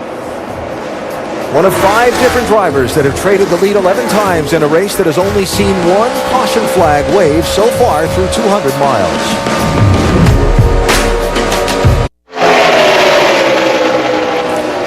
Back live, the AAA Texas 500 at Texas Motor Speedway. Carl Edwards giving up a couple of spots. Brad Keselowski goes by Edwards in the 2. Jimmy Johnson by Edwards in the 48. Carl goes back to 6th position. With that little pass there, our points are now tied as they run. A lot of laps to go, but very interesting. Tony Stewart leading this race. And Edwards giving up those couple of spots there in the last lap. I'm curious. We heard the couple of bits of radio from Bob Osborne, Carl's crew chief, to Carl about tires and right front tires maybe showing a little vulnerability with their particular chassis setup. You've been in one of these championship runs before. You're behind the wheel. Are you getting a little conservative behind the wheel hearing that? Always caught my attention when they'd tell me about it for sure, you know. And in a situation, a fast racetrack, Carl Edwards, very smart driver, knows what he needs to do to try to win this championship. Yeah, it wouldn't surprise me a bit that he's backed off and cooled it a little bit and see if all of this goes away as there's more rubber laid down. I don't know. Yeah, this is still a good chance for Tony to do his talking with his race car. We've heard him talk off the racetrack. He's definitely talking with that race car today. Speaking of talking with the race car, David Reagan in the 6. Looking to create opportunity for himself for next season. The sponsor on that car, UPS, going to transition to being a partial sponsor with Roush Fenway Racing's other cars for next season. David Reagan doesn't know what his future is. Basically, that team is planning on running 3 cars for now. Yeah, it's a shame that David Reagan, he's a very talented race driver. He's got a nice team that working around. You can see them continue to build with each other and be more successful. So hopefully somebody will come along with some money and make that happen for David Reagan. And Jimmy Johnson fighting for 4th place there with Brad Keselowski. Keselowski has made a nice rebound as well as Johnson. Jimmy restarted 12th at that last green flag, and here he is up in 5th position.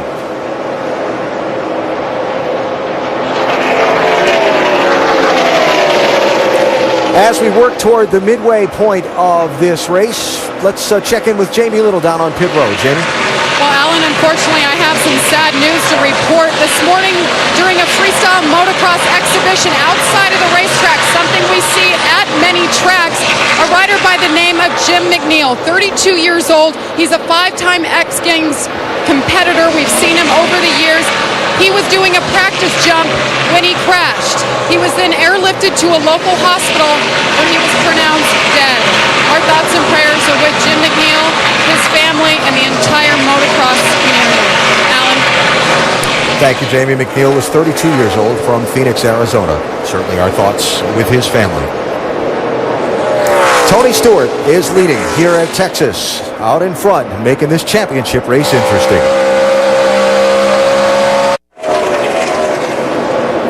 Fast and furious today at Texas Motor Speedway in race number 8 in the chase for the NASCAR Sprint Cup. Tony Stewart leading a race that has had only one caution so far, and we're coming up on another set of green flag pit stops, Vince.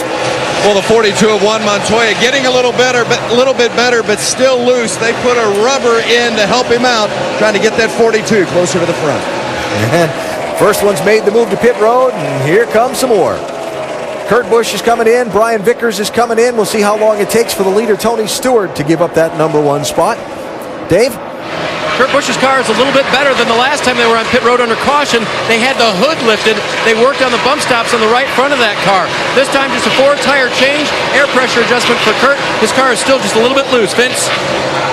Pretty solid run today for Brian Vickers after that tough day last week at Martinsville, but still loose on the drive off. They made a chassis adjustment with 4 tires. Jamie? And Dale Jr. car has been all over the place. He's saying now it was just starting to come in. The start of the last run, he was hitting the splitter on the track. They're giving him the countdown into his pit box. Brought a completely different setup this weekend, just throwing stuff at it to see if they can get something to work. 4 tires and fuel, Dave. David Ruderman has not complained anymore about his transmission. We'll see if he can get the car off of pit road. A 4-tire change with an air pressure adjustment, still loose, and he is gone. Casey Kane is in as well. Kane has been complaining about a loose car as well for the Red Bull team. There it is. An air pressure change as well for Casey Kane. No chassis adjustments. Vince? The 29 of Kevin Harvick is in, and Harvick has slipped back to about 10th place, so they need to make a track bar adjustment. Going to go down 1 round, put 4 tires on it, a little bit too loose for Kevin Harvick. Jamie? And Tony Stewart gives up the lead. He said he's still a little tight in the center. That's what they've been chasing all race long. He said he took off that way after the last stop. You see the opening before his pit box. The guys went around on the right-hand side. They've been solid in the 13-second mark all day long, Dave. Matt Kenseth had slipped back to the 3rd position. He said the run started out great, but then it was so loose he couldn't drive it. You're looking at Carl Edwards, Doc. Carl Edwards slipped back to 7th spot, so the car loose all the way to the corner. Said, guys, go ahead and put that round of wedge back in. Rear air pressure change for lateral grip. Dave? 5-time champ is in. He said his car was free. The crew will go to work on it, change his 4 tires, get him back on his way. An air pressure adjustment has been made. There will be no chassis adjustment for Jimmy Johnson. Doc? Jeff Gordon had driven the 24 car all the way up to 6. He said the car a little bit tight in traffic. This time, 4 tires, fuel, 1 round in the right rear. Jeff said the car just got really, really tight in traffic and would not turn. But he's got a pretty good race car. Very pleased with where the car has come as the track has changed. Thanks, Doc. Jimmy Johnson stayed out to lead a lap. Then he pitted. Brad Keselowski stayed out to lead a lap. Now he is on pit road. What will basically complete the cycle of stops for the leaders. Doc? And last time, Paul Wolf did not change a thing, and Brad said, you know what, the car's pretty much consistent the whole run. If anything, it's a little tight entering turn 1 to Paul. As the fuel burns off, the car gets better and better, and actually Brad has moved up to that high groove and been able to make up a lot of ground. Routine pit stop, 4 tires, the 2 cars away. All right, so the cycle is complete, and we remind you that the AT&T Fastest Pit Crew of the Year award, currently led by Kevin Harvick. You can help determine the standings. Vote from your AT&T phone by texting the car number to 234567 for the pit crew you think is fastest and most valuable. Cycle of stops. Tony Stewart holds the lead. Matt Kenseth gets back 2nd place from David Reagan. Jimmy Johnson and Marcos Ambrose rounding out the top 5. after that cycle of pit stops. So time to go over the wall with Kenyatta Houston, our over-the-wall reporter. He's changing the front tires for David Gilliland in that 34 car. Here we go, baby. Living the dream, living the dream.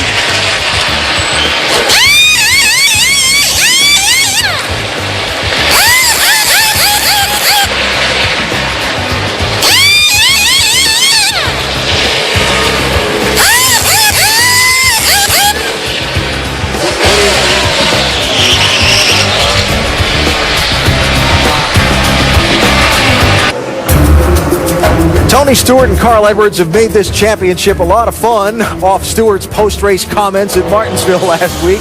And they have been going at it on the racetrack as well today here at Texas Motor Speedway. Stewart with a third to first move after a restart from the only caution of this race so far. And Tony is out in front, while Carl Edwards, who has led a couple of times for 3 laps today, has fallen back a few positions in the middle sections of this race and is currently running in 7th position after running up in the top 3 most of the opening stages of the race.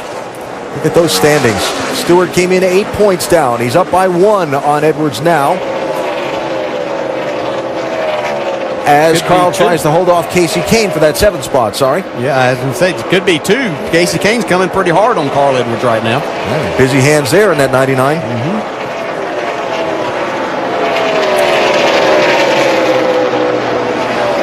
Heard those radio transmissions earlier with Bob Osborne telling Carl Edwards about some things with their right front tire, and Dale and I were talking, and Andy talking about it. How about let's hear what the crew chief has to say? They backing off any, Doc? Well, why don't we ask Bob Osborne down here in the pits? We're talking to the engineer. We're getting ready to talk to Carl on the way by. Bob, we heard you told Carl about the right front tire, some wear on the shoulder. What have you guys done to fix that, and have you backed off a little bit to try to help him? We're just taking it easy on everything. We needed to track the rubber up a little bit, get a little bit better wear on that right front. It's part of it. A lot of guys up and down pit road had the same issue on the first run. Okay, the car had been very, very loose. They've made an adjustment here to try to help the right front. By the way, on this last stop, the left rear was worn out. But for more updates on what was actually happening with Carl Edwards, let's go to our Craftsman Tech Garage and Tim Brewer. Thanks, Doc. What the issue they're facing right now, the right front tire has too much camber in it, meaning it's running on this area of the tire too much. Ideally, Bob would like to stop right now and take this spacer and take this shim out of it, take about a half a degree of camber out there, take some of the heat off the inside of the right front tire, put it on the outside. That would fix it ideally. But in his situation, he don't have time to do that right now, so he's got to back off to save that right front tire. Guys? Mr. Brewer knows what it's like to be in these championship fights, too, back there in our Craftsman Tech Garage. Thanks, Tim. Yeah, that's one part of the setup that's really kind of locked in. I mean, you could come down pit road and change it, but it would take you a long time. You'd probably lose a lap to try to do it, but it's something you just have to live with and try to adjust around it. That's what you try to do when you have something like that, is just try to adjust your car around it to try to take care of it. Yeah, and something else in listening, Doc said that wore the left rear tire out. We just wonder if it's a little too much wedge in the car right now. If Carl has any looseness at all, if you took some wedge out to help those 2 tires right there, and that's the ones that it would affect the most. Whoa. Yeah, I was asking if he's a little loose. Yeah, he's loose. They would have to make an adjustment somewhere else, maybe with the track bar or something like that to tighten him up. So some adjustments they may look at later on in this race. Yeah, one thing that's happening right now is the track is getting shaded all the way around. The track temp's coming down, and that's changing some of these cars. So across halfway in this race, it is Tony Stewart who is out in front. Stewart has led 58 of the 176 laps, make it 177 so far in this race. There's Matt Kenseth, who's led the most laps so far, running second now. He's been out in front for 87 of the laps. You see, Matt has only been cycled down when they've made those green flag pit stops during the race. Solid job today by David Reagan. He's been solid all day long. One of his favorite racetracks, and he really wants to make something happen. Here comes Carl trying to get some points back right now. 1 point. Makes that pass. That is 6th place he took away from Brad Keselowski. Well, we'll see if the track conditions come to them. You heard Bob Osborne say they were saving everything. He didn't specifically reference they were concerned about the right front tire, but he said they were saving everything. Yeah, and it makes you wonder. We saw this 2 car going forward earlier as the sun was out, and as Andy just pointed out, we're getting a lot of shade here now, so is it affecting the handling of that race car as he slips and loses a few spots? A dead heat in points on that lap. Check that out. That is fun. Brad Keselowski, speaking of him, let's get an update on him. He fell back, moved forward. Where's he at now, Doc? Well, the cloud cover and the sun going away has certainly been his undoing. The car was great about 10 minutes ago, and now he said the car is super. He only used two super loose, guys.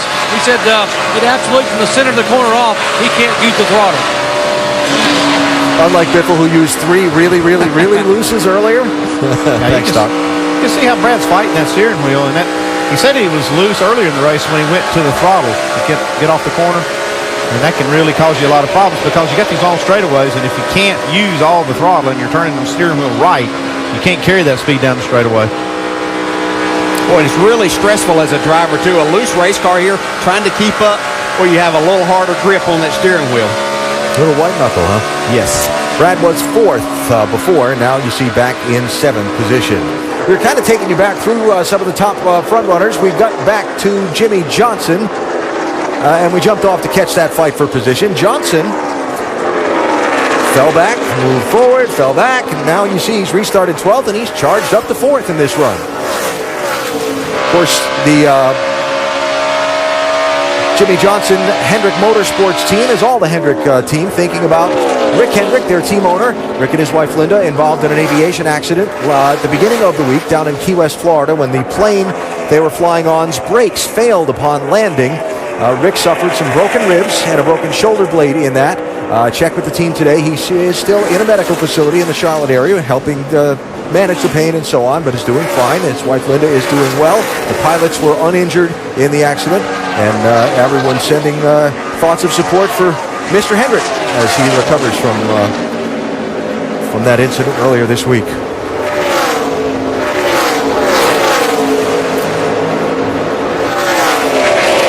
Past halfway in race 8 in the chase for the NASCAR Sprint Cup. Texas Motor Speedway in Fort Worth, one of the fastest tracks on the NASCAR Sprint Cup circuit. And the fight for the championship that Tony Stewart took to Carl Edwards by winning last Sunday in Martinsville, getting out of the car and saying he better watch out. We're not going to make these next 3 weeks easy on him. He's backing up with actions today here in the Lone Star State. Stewart out in front of this race while Edwards runs in 6th position. Tony Stewart really on a roll in the late going in this season. Another big story on the day. Kyle Busch, after an incident in Friday night's NASCAR Camping World Truck Series race here in Texas, parked, sat down by NASCAR officials, told you're not allowed to race this weekend. Kyle watching while Michael McDowell subs for him behind the wheel of this 18 car. Busch is here on the pit box for the 18 team, supporting his team. McDowell struggling. He has gone a second lap down now in 31st position in the 18 car. And Casey Kane in that 4 car. One of those we thought might get up and contend for the win in this race. Just making a move on Brad Keselowski to grab a spot. Yeah, and I think we'll talk more about this 4 car before the night's over. Might be talking more about that 9 car, right side of the screen as well. Marcus Ambrose just took 4th spot from Jimmy Johnson. Ambrose has been running well lately, especially on these mile-and-a-half banked racetracks, so you see a lot more. He had a good run at Charlotte. It seems like all these Roush cars are fast on the mile-and-a-half, and Ambrose is really taking advantage of that at Charlotte. I remember how well he ran there. I mean, just an incredible race that he had, and all of the Fords just seem to be fast. There's just no substitute for that horsepower that Doug Yates provides these guys. That certainly makes these mile-and-a-halves more fun to drive when you have that under the hood. And someone else to talk about here, Jeff Gordon, whose bid for this championship has hit some bumps in the road. Gordon coming to a track that he's called frustrating for him, hot or cold. He either runs right up front or he struggles terribly. Might be one of those right up front days for that 24. One of the guys we thought would be in the mix for this championship based on how well he ran coming into the chase. But things just have not gone his way. What was that all about? It's like Brad Keselowski had to get out of the throttle. And Landon Castle in the 51 also avoiding. Castle a couple of laps down in 31st. As we talked about, Jeff Gordon coming into the chase had some momentum going. These last 5 weeks, just not been what he needed. Pretty flat. Had a good run last week, though. Finished third at Martinsville. So Jeff Gordon running now in 8th position. Keselowski back to 9th. Kevin Harvick is running 10th. All of that going on behind Tony Stewart, who leads at Texas Motor Speedway. It's time to go NASCAR Nonstop, presented by Nationwide.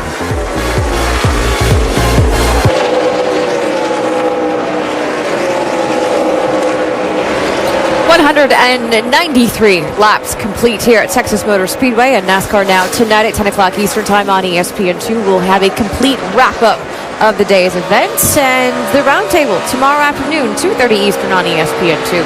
Next weekend, we head to Phoenix. It's the NASCAR Nationwide Series at Phoenix, 3 o'clock in the afternoon on ESPN2, and of course, Sunday, it is race 9 of the Chase, 2 o'clock Eastern on ESPN.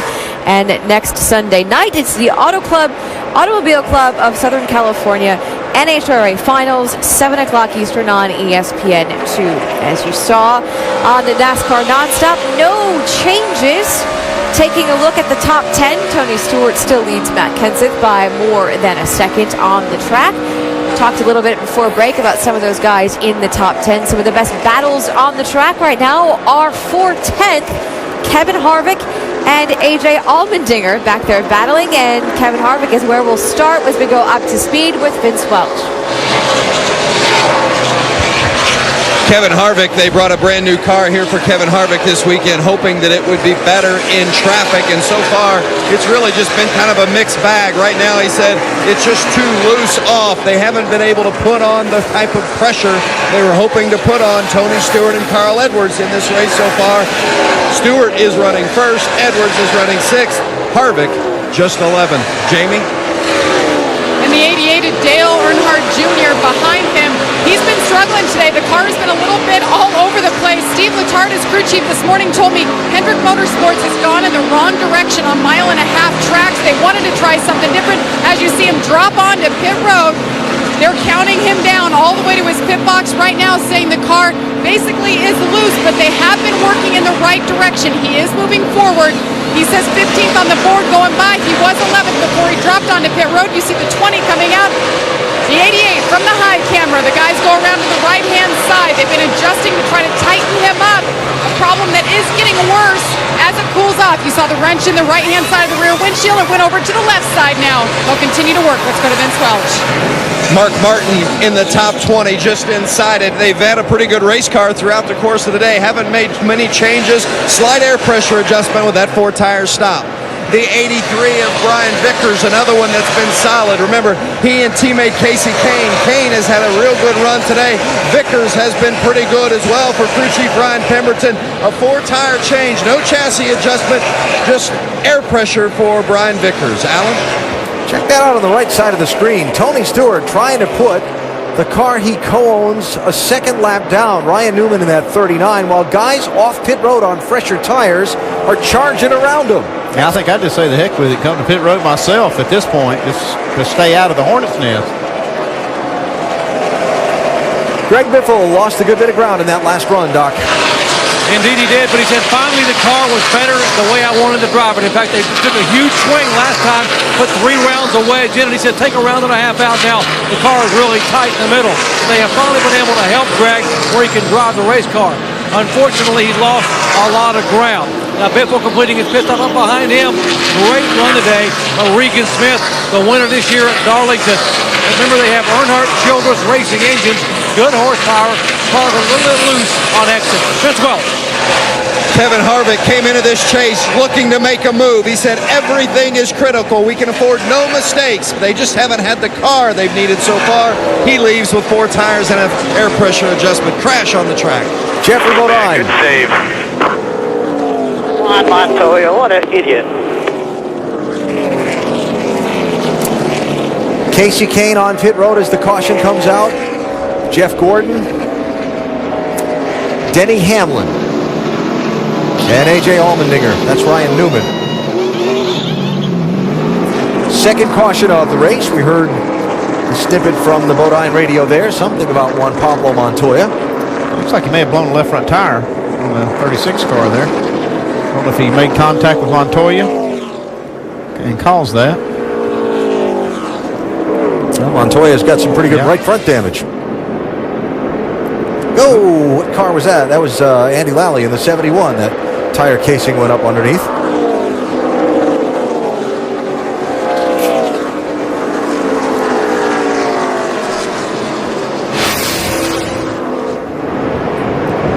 Brian Vickers. Yeah, looks like the Brian Vickers got into the back of Jeffrey Bodine.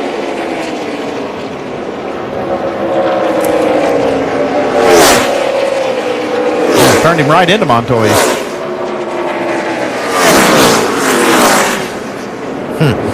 But Brian thinks he's still at Martinsville. Have to look back further in that to see who was just coming off of pit road. And yeah, there's a lot of speed difference right there when they were making those pit stops, trying to get off pit road. People trying to position themselves to get on the pit road. It just adds to a frustrating season for Montoya. Well, those that had not pitted yet include the leaders. Matt Kenseth going to be quickly to his stall, Dave. Yes, he will, and quickly on the adjustments again. It's an air pressure adjustment. They're going to take air pressure out of the right side tires, reduced from what it was before. Matt said it's still just a little bit tight across the center of each corner. Vince? Marcus Ambrose, bottom left, comes in third place. Still says it's loading up on the right front. They're going to make a track bar adjustment, an air pressure adjustment, and 4 tires. Jamie? Should be a very quick stop for Tony Stewart. No chassis adjustments. Says he's loose on exit. They already made the air pressure adjustment. 4 tires, wipe the grill. 14 flat, actually a little bit longer, Doc. Right bottom, Carl Edwards, and I'm a little bit free in both ends. That's where I'm losing ground. The air pressure drop in both rears, quarter out in the right front, and they drop the track bar. How about that? Kenseth's crew, usually spot on. Couple of spots lost there. Yeah, just a little bit off on that pit stop. And Marcus Ambrose going to come off the pit lane second. Caution in the middle of green flag pit stops. Going to shuffle things around a little bit for the restart order. We're going to see a bunch of people taking wave arounds and that kind of thing. Look out. That's not good. Andy Lally's car there. We'll sort out the restart order after we go NASCAR Nonstop, presented by Nationwide.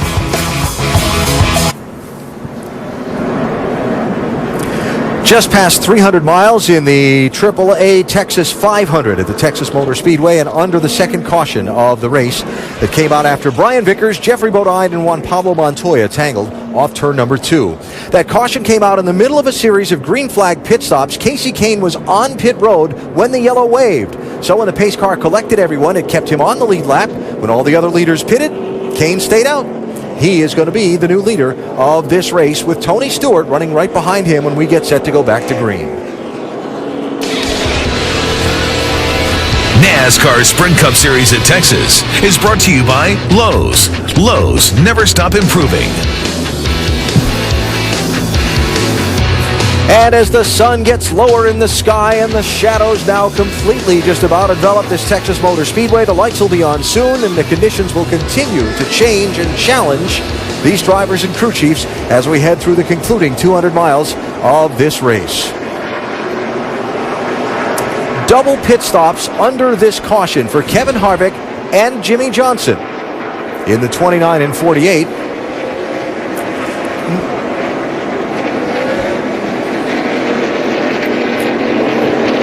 Not going to cost them much, Andy, because all the wave around cars are going to end up behind them, so they didn't really lose a lot of track position by the extra pit stops. Yeah, I was still kind of wondering why they made 2 stops, unless they were maybe making an adjustment on the car after they discussed it a little bit. Figuring they didn't lose a lot by making that extra stop. They just came back in to adjust on it. That was a big break for Kasey Kahne, though. He gets the lead right here.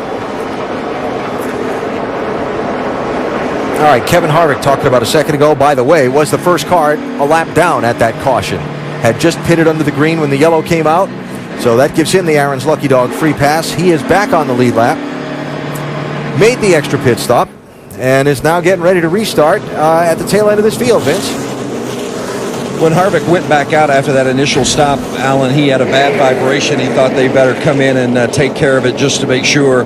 They came in, and he also told Gil Martin, the crew chief, if we're going to take a big swing at it, let's do it now. We're running out of time. So they put a rubber in the left rear, made a track bar adjustment, gave him 4 fresh tires, taped up those brake ducts on the front as well. So a lot of changes for the 29. Let's see if they help. All right, Vince, and Kevin Harvick in 10th position for the moment, though that's going to change as the scoring cycles after this restart. Well, let's see if Casey Kane can do anything with Tony Stewart here.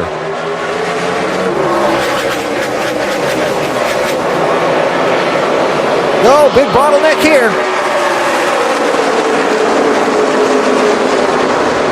Well, Kane really loose off as they try to exit turn 2. Marcus Ambrose rolling his bumper, creating part of that problem for him. Ambrose going for second as Stewart smokes his way back into the lead.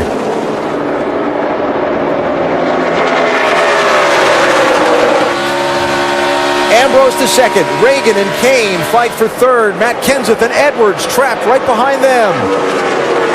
Probably going to see some of the fastest speeds of the day right here. Drivers on fresh tires, cool racetrack.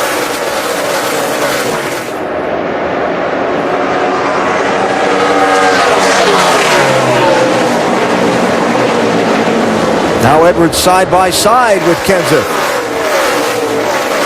Saw Matt Kenseth get really loose down in 1 and 2 that time. Yeah, still loose off of turn 4 right there on the outside of Carl Edwards. Talking about how even these cars are, and the lap times and speeds have been so close. This is the only time that you can really make these moves to try to gain spots as these restart. We have 19 cars on the lead lap. While you watch this, let me mention 21 drivers took a wave around under that yellow. They didn't pit under the caution. Most of them had been on the pit lane under green just before the yellow came out. They're allowed to go by the pace car because they were between the leader and the pace car. 8 of those drivers got back on the lead lap. Truex, Earnhardt Jr., Biffle, Vickers, Hamlin, Kurt Busch, Jeff Burton back on the lead lap by the wave around. Remember, the leader has to be the first thing behind the pace car for a restart.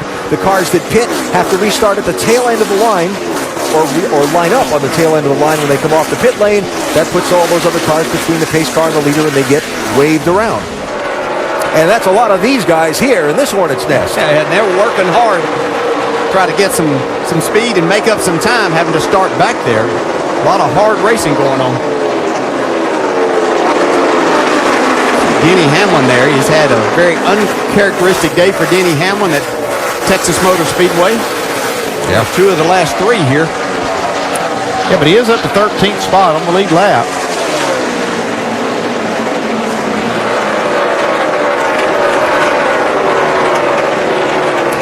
'38 car is not on the lead lap.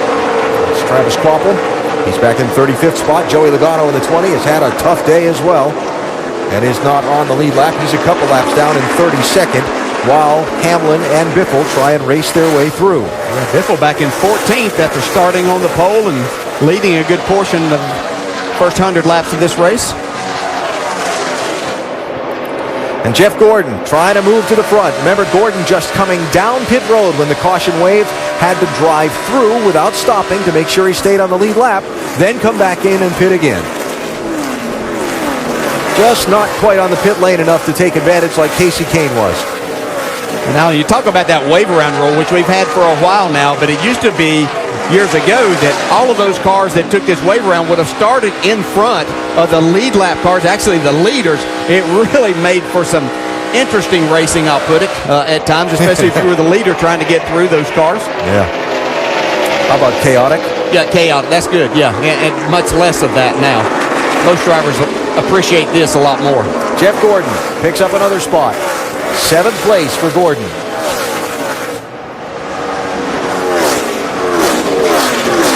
Might yet see that 24 car at the front of the field by the end of the night. But these long green runs we've seen aren't really helping him get that chance. Well, Tony Stewart's trying to make sure nobody else gets to the front. Very impressed with Tony Stewart and the way he's been able to handle all of this. See Regan Smith having a pretty solid day still. 78 car. Clint Boyer there, 33. Saw him have some troubles earlier. And Mark Martin in the 5, announced here this weekend. And Mark will go to drive for Michael Waltrip Racing next season in the 00 car. Talked about David Ruderman earlier getting notice that he would not be back in that car. Mark Martin will go there and drive that car in 25 races for next season, with Michael Waltrip driving in another 5 in that 00 car. Look at Ruderman, who started at the back of the field. Hey, Gordon's car looks the best I've seen it all day during this run. I watched him through the middle of the corner. He's really making some speed. And the counter to that, Matt Kenseth may look as bad as we've seen him look all night so far. It kind of probably has to do somewhat with the changing conditions of the racetrack here right now and how they were set up and what part of this race they were looking to do. You know, when they ran here earlier this year, Matt Kenseth, that was a day race and everything through the afternoon, and now Matt struggled a little bit as these temperatures have cooled their racing surface down some. Speaking of temperature, better watch the water temperature gauge on that 17th car with that piece of paper or something across the grill opening. There's your track temperatures, Andy. Yep, starting down. This is when this track's going through a little phase. Everybody needs to be paying attention how their cars are handling now so they can get them adjusted up for the end. 117 laps to go. At least another pit stop or two as we go NASCAR Nonstop, presented by Nationwide.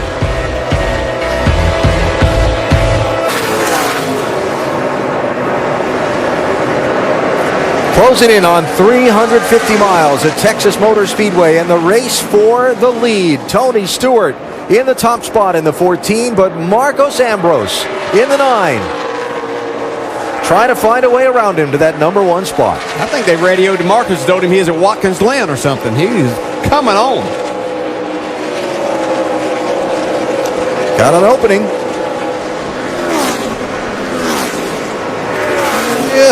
Not quite. Yeah, this is a team that we've seen be really solid on a lot of the ovals. Have really good performances. See if they can finish it off tonight. They haven't been able to do that very often. Seems like that there's just one little segment where they get off after having solid days. What a great story Ambrose is. From Australia, Tasmania specifically, champion in the V8 Supercar Series, their major form of racing down under. Packed up his family and moved to the States because he wanted a crack at NASCAR racing. And he's worked his way from an initial limited beginning in the Truck Series up to the NASCAR Sprint Cup Series and picked up a big win at Watkins Glen back in the month of August, his first win in the Sprint Cup Series. That a road course, which his background is from, but he sure has learned this oval track racing thing, and he's in contention for the win today here at Texas. Marcus is good everywhere. I mean, he's just a good, aggressive race car driver, and he wants it bad. Yeah, he had a good run here back earlier this year, finished 6th, so this isn't surprising. Been talking a lot about champions and championships. Got a lot of champions going to be featured on ESPN's Monday Night Football in the coming weeks. This week on Monday Night Football, Jay Cutler and the Bears face an Eagles team looking for a 3rd straight win. It's Bears-Eagles. Should be a good one.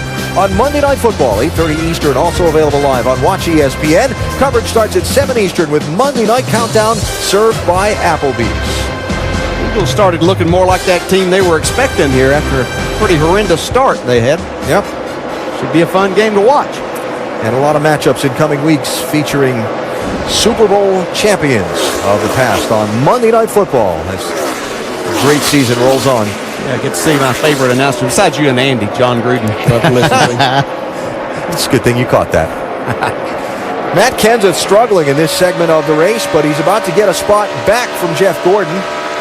Racing with Gordon there for 5th and 6th. Well, like he's finally going to get this pass made. Maybe actually. Yeah, Gordon is through there. Kenseth had fallen back, picked up a couple, now falling back again. So Matt running 6th, Jeff Gordon 5th. They're 3.5 seconds behind Tony Stewart, the leader here at Texas. We go NASCAR Nonstop, presented by Nationwide.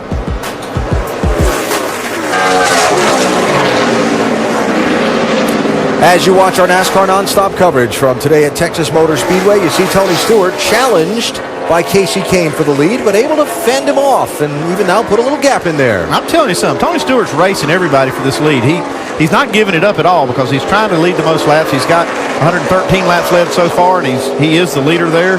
But he is not giving up. He is making those guys try to earn that spot. Nobody's been able to beat him yet. Let's check in on a couple of the front runners. Jamie, how about Tony Stewart? Well, the good news for Tony, no matter how hard he's been racing today, Darian Grubb, his crew chief, told him on the radio, man, your tires are looking good every time they come off the race car.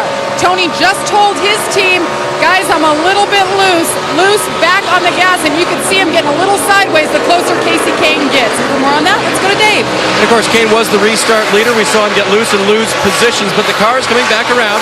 They made an adjustment last time, air pressure for him. The car was a little bit out of the track, in the driver's words. So Casey Kane was able to get it done now as they've made that adjustment. You talked to Kenny Francis's crew chief earlier today. He said, I'm not surprised we've been close to winning races here near the end. The attitude has been good at the shop, even though myself and the driver are leaving, and a lot of the guys don't know what's happening to this team, but the attitude's been good, and boy, have they been fast. Yeah, still no word on the future of this Red Bull racing team. Of course, Red Bull saying that they're done at the end of this season, and team general manager Jay Fry trying to find a buyer and find a way to keep that group in business for next year, and they still don't have anything done yet. 6 and 99. David Reagan, Carl Edwards for 6th place. David Reagan started to slide back a little bit during this run. Gives that spot to Carl now, fall in behind him. Yeah, Jeff Gordon and Matt Kenseth had gone by Reagan before Edwards went by in this run of the race.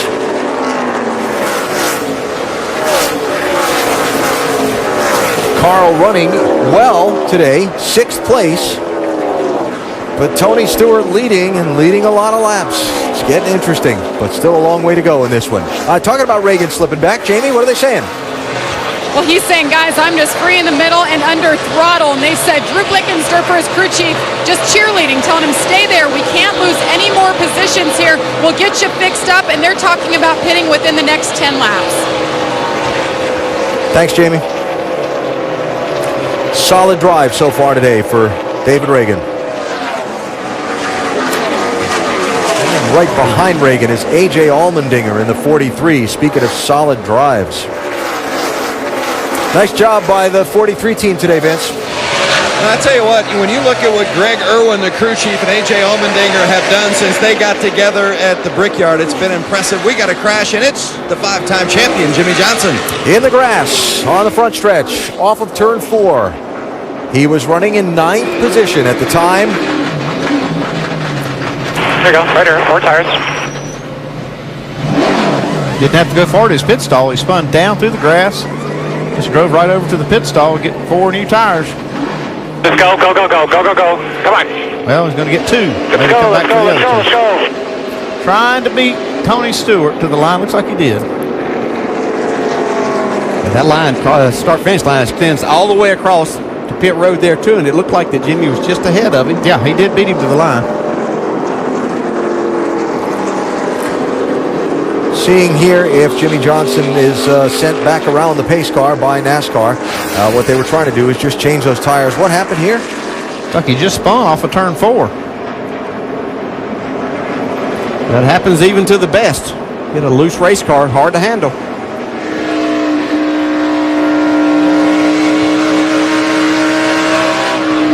Wow, that thing got loose quick.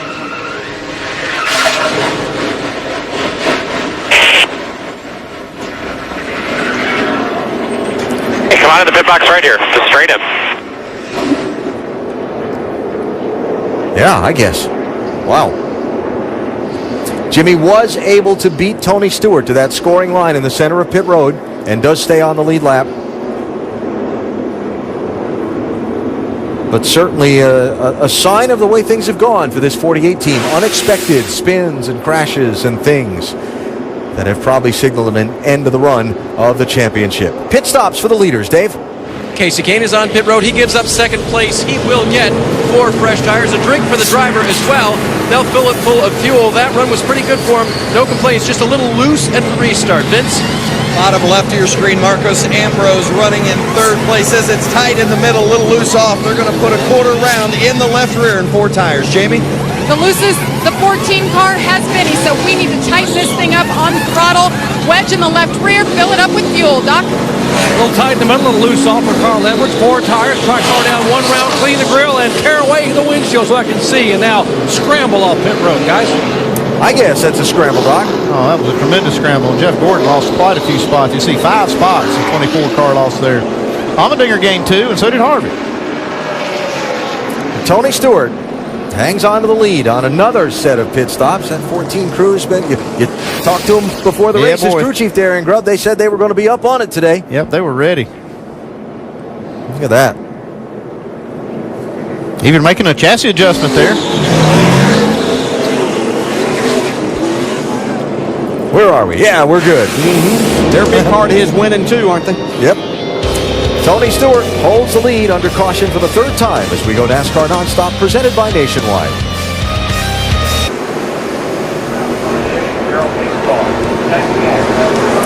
Getting set for the restart here in Texas. ESPN is conducting a multifaceted initiative across its U.S. media platforms entitled America's Heroes, a salute to our veterans. Sports-related stories about our troops and veterans will be included in shows and special events taking place. Support our troops and wounded warriors, home or away, as well as their families by going to www.giveuso.org to donate $10 or text GiveUSO to 50555 to donate $10. Your support providing free phone cards or holiday packages of needed items or to help build Wounded Warrior Centers. 90 laps to go. Green flag. Tony Stewart chose the outside lane for this restart. I think he learned something from racing that 4-car earlier, that he wanted to be on the outside because he was able to hold off Casey Kane when Casey tried to pass him on the inside. Matt Kenseth looking for a way around Kane. Going to be inside, going to be outside. Matt Kenseth really the only driver that could keep Tony Stewart from getting that bonus point of leading the most laps here today. That would be a benefit to him and his teammate Carl Edwards if he was able to do that. Saw Jeff Gordon lose 5 spots on that pit stop, Andy. The report up from pit road is they dropped some lug nuts. They had to stop and reinstall on that 24. Oh, man, that was a tough break because they had made a good charge up into the top 5. Speaking of charge, Carl Edwards around Marcos Ambrose for 4th. Can that 99 charge back to the front? Well, it's getting time to do that if he's got anything left in that car today. Look at that. 1 point as they run. Edwards and Stewart. Remember, it's 1 point per position on the track. The difference between first and second, though, is 3 points, plus a point for leading a lap, plus a point for leading the most laps. Right now, as they run with 88 laps to go, it's 1 point. 1 place on the racetrack.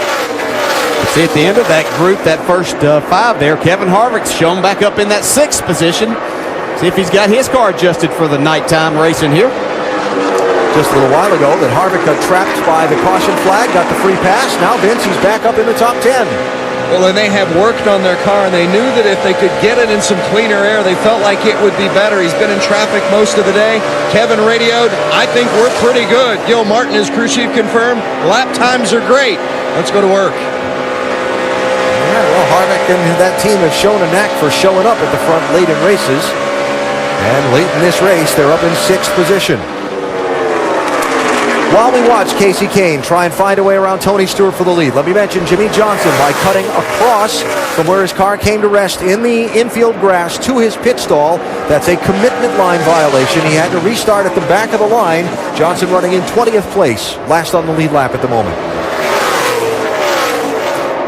And also just want to mention that we were talking about the USO and supporting our troops before. Got a group watching our race today live from Iraq, with the Army's 1st Battalion, 12th Cavalry Regiment out of Fort Hood here in Texas, all having a watch party right now overseas in Iraq. We thank you for your service. We salute you, and we can't wait to have you back home. Yeah, thanks, guys. Enjoy the race. Yeah, absolutely. Have a great time and get home safe very soon. Greg Biffle started on the pole in that 16 car. We saw him struggle in the middle section of this race. Now he's trying to find a way back forward, but he's got a lot of ground to make up. He's back in 14th place right now, is that 16 car. I see another that's lost some ground too is Brad Keselowski, who's up in the top 5 for a good portion. He's battling with that spot, that 13th spot, Greg Biffle. Keselowski's lost 4 spots since the restart in that 2 car.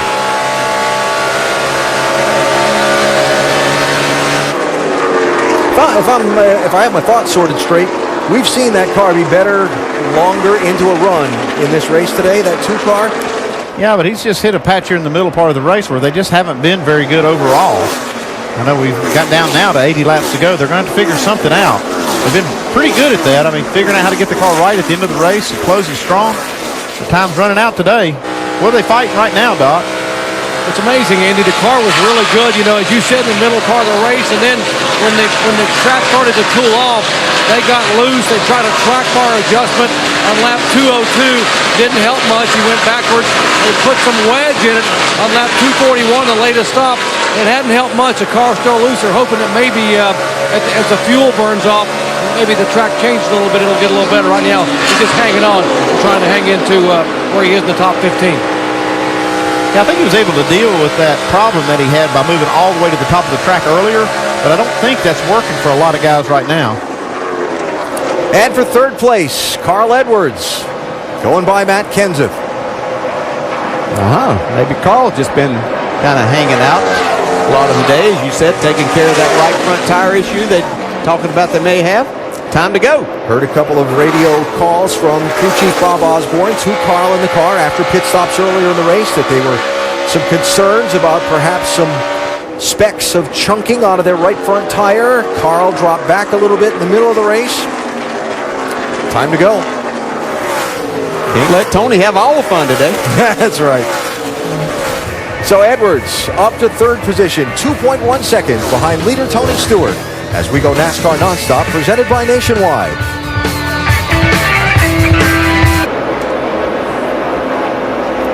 Back to Texas, 259 laps complete. As we saw on NASCAR Nonstop, the leader of this race is still Tony Stewart. NASCAR Now will have a complete recap of today's race tonight at 10 o'clock Eastern on ESPN2, and then, of course, the Monday Roundtable at 2 o'clock 2:30 Eastern on ESPN2. Next weekend, we head to Phoenix. It's the NASCAR Nationwide Series, ESPN2 at 3 o'clock Eastern on Saturday, and, of course, the Sprint Cup Series race on ESPN at 2 o'clock on Sunday, and then the Auto Club of Southern California NHRA Finals on ESPN2 Sunday night, 7 o'clock Eastern. Caution out on the track. All the way on the apron. Something we had been expecting possibly for a few laps. The 20 car of Joey Logano. Allen appears to have blown up.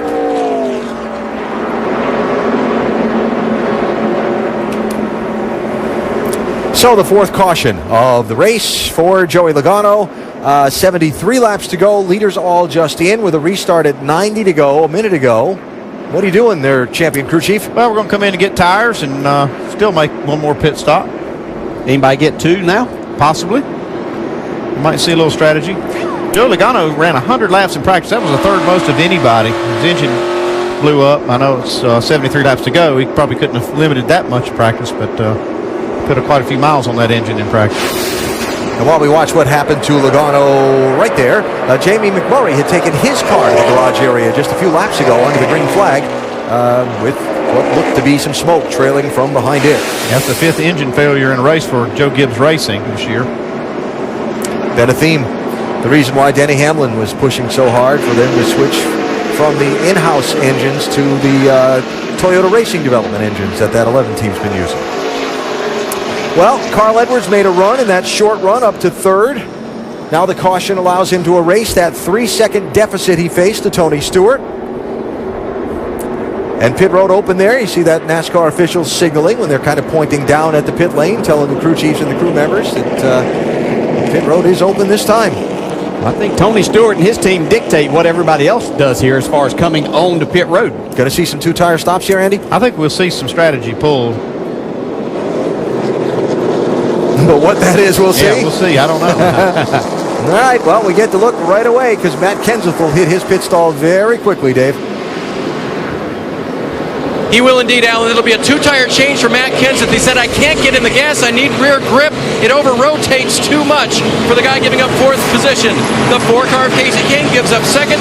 They were talking about doing a 4-tire change and making an air pressure and wedge adjustment for Casey's car. Not enough side bite. Jamie? Strategy here for the Ford team. Darian said, should we take two? Tony said, I can't make the call. You've got to do it. Two-tire call. That's it. Down and away. Doc? Right side tires only for Carl Edwards. He's down and away, less than 7 seconds, and they scramble off single file. Jeff Gordon, by the way, also getting two rights only. Check it out. Strategy and a change on the leaderboard. Yeah, Edwards, two-tire stop. Beat Stewart's crew off the pit road. And that 4-tire change for Casey Kane is going to kick him back to 8th position.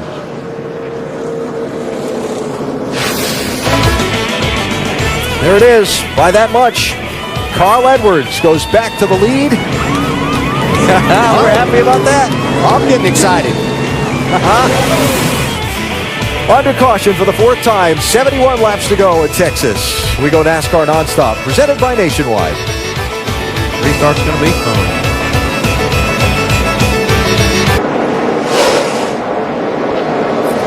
Doubled up for the restart. 400 miles down, 100 miles to go here at Texas Motor Speedway. Strategy on this most recent round of pit stops, right side tires only. Carl Edwards gets to the lead on the pit stops. Tony Stewart has led the most laps today. He will restart alongside him. The top two in the championship side by side at the front of the field for a restart with 100 miles to go. Updating some other stories on the day. The 18 car being driven today by Michael McDowell after Kyle Busch not allowed to race by NASCAR following up on an incident Friday night in the NASCAR Camping World Truck Series race. 18 car 2 laps down in 31st position today for McDowell. Casey Kane, the first car that changed 4 tires on that pit stop. He was second. He's now 8th. All them cars in front of you took 2. Thought that might happen. That's a lot of laps on the left, though. We'll see how it goes here. I mean, as beat up as the lefts get looking, I don't know. We'll see. It'll be interesting to find out anyway. Hopefully we made the right call here. We'll find out. Green flag. Edwards and Stewart up front.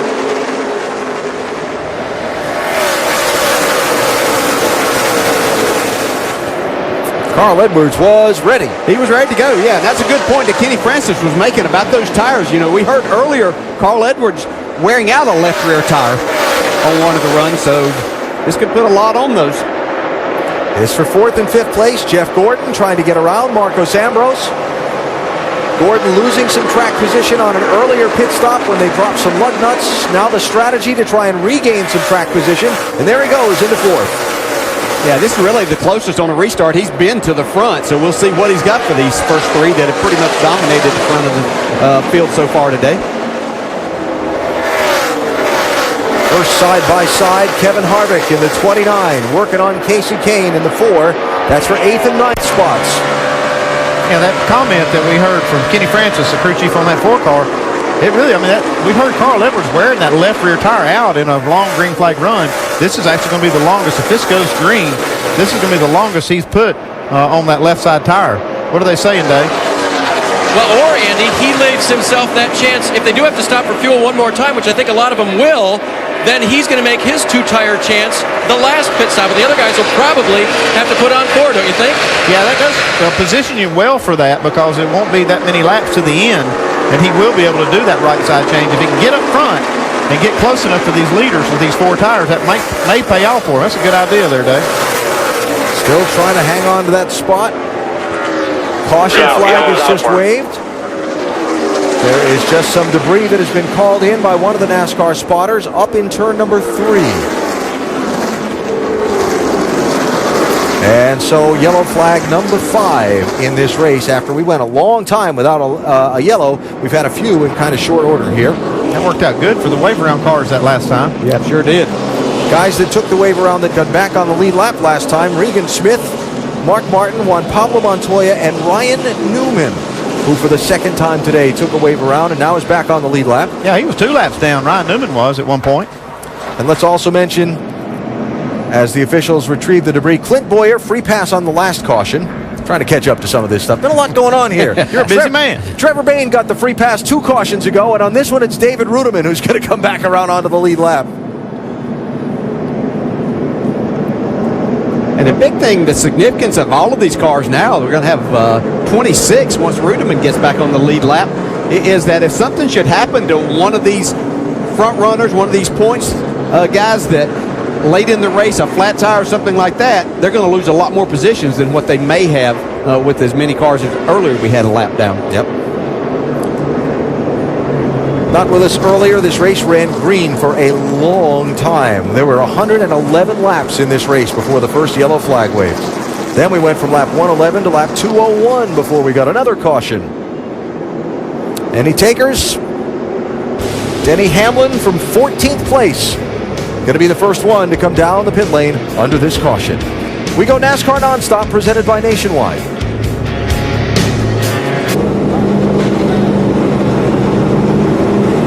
Well, as you saw in NASCAR Nonstop, some pit road contact between Denny Hamlin and Brad Keselowski, damaging both cars.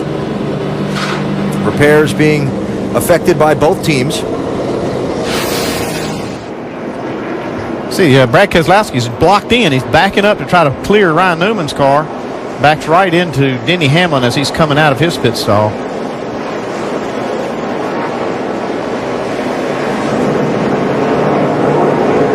And then the repairs being made by both teams. Doubled up for the restart. Tony Stewart running second to Carl Edwards. Tony's our in-race reporter today. Hey, Tony, Dale Jarrett, you got us? Yeah, man. I know you're getting ready for the green flag, though. Been a pretty good day for you. How's this car on 2 tires? It's not quite as good as it is on 4, so we'll just see what we can do here. If I can get the jump on him, I think we can hold him off if we get to the lead here. Okay, you've had a great day. Thanks for talking with us. All right, bud. Working that steering wheel hard. Yeah, he's getting his tires scuffed up, ready to go. Staying out under the caution, making sure any little bits of rubber, pieces of oil dry that might be on the track, you get off. Yeah, the tires on the car now are hot from that last run. They didn't change them, so they're picking up rubber. He's got to get those things cleaned off. You can hear him spinning the rear tires. He's working those front tires in. Real important to get that car and the tires ready to go here. Because if you're going to race Carl Edwards for the lead, or you're going to go screaming off into turn 1 at 100 and something miles an hour, you'd like the tires to grip as well as they can, thank you. Yes, you're going to go through there almost wide open. You hope. 60 laps to go. Tony got a good start. Remember at Martinsville, the outside pass on Jimmy Johnson on the late restart that won Tony Stewart the race. Man, check out the run Tony got off turn 2. Pretty good when a man tells you what he's going to do and goes and does it, huh? Yeah, he passed him on purpose right there. Stewart to the lead, Edwards second, Kenseth third, Jeff Gordon to fourth on Marcos Ambrose. And for fifth, that's Paul Menard in the 27. Now, Menard's made a nice comeback today. Getting back on the lead lap now, driving up into the top 5. They took just right side tires on that pit stop a couple of cautions ago to get some track position. Yeah, and there comes Casey Kane in that 4 car. He's got 4 fresh tires. And a big run on Ambrose. Wow. Ooh, see Ambrose, that got him extremely loose right there. He's hanging on.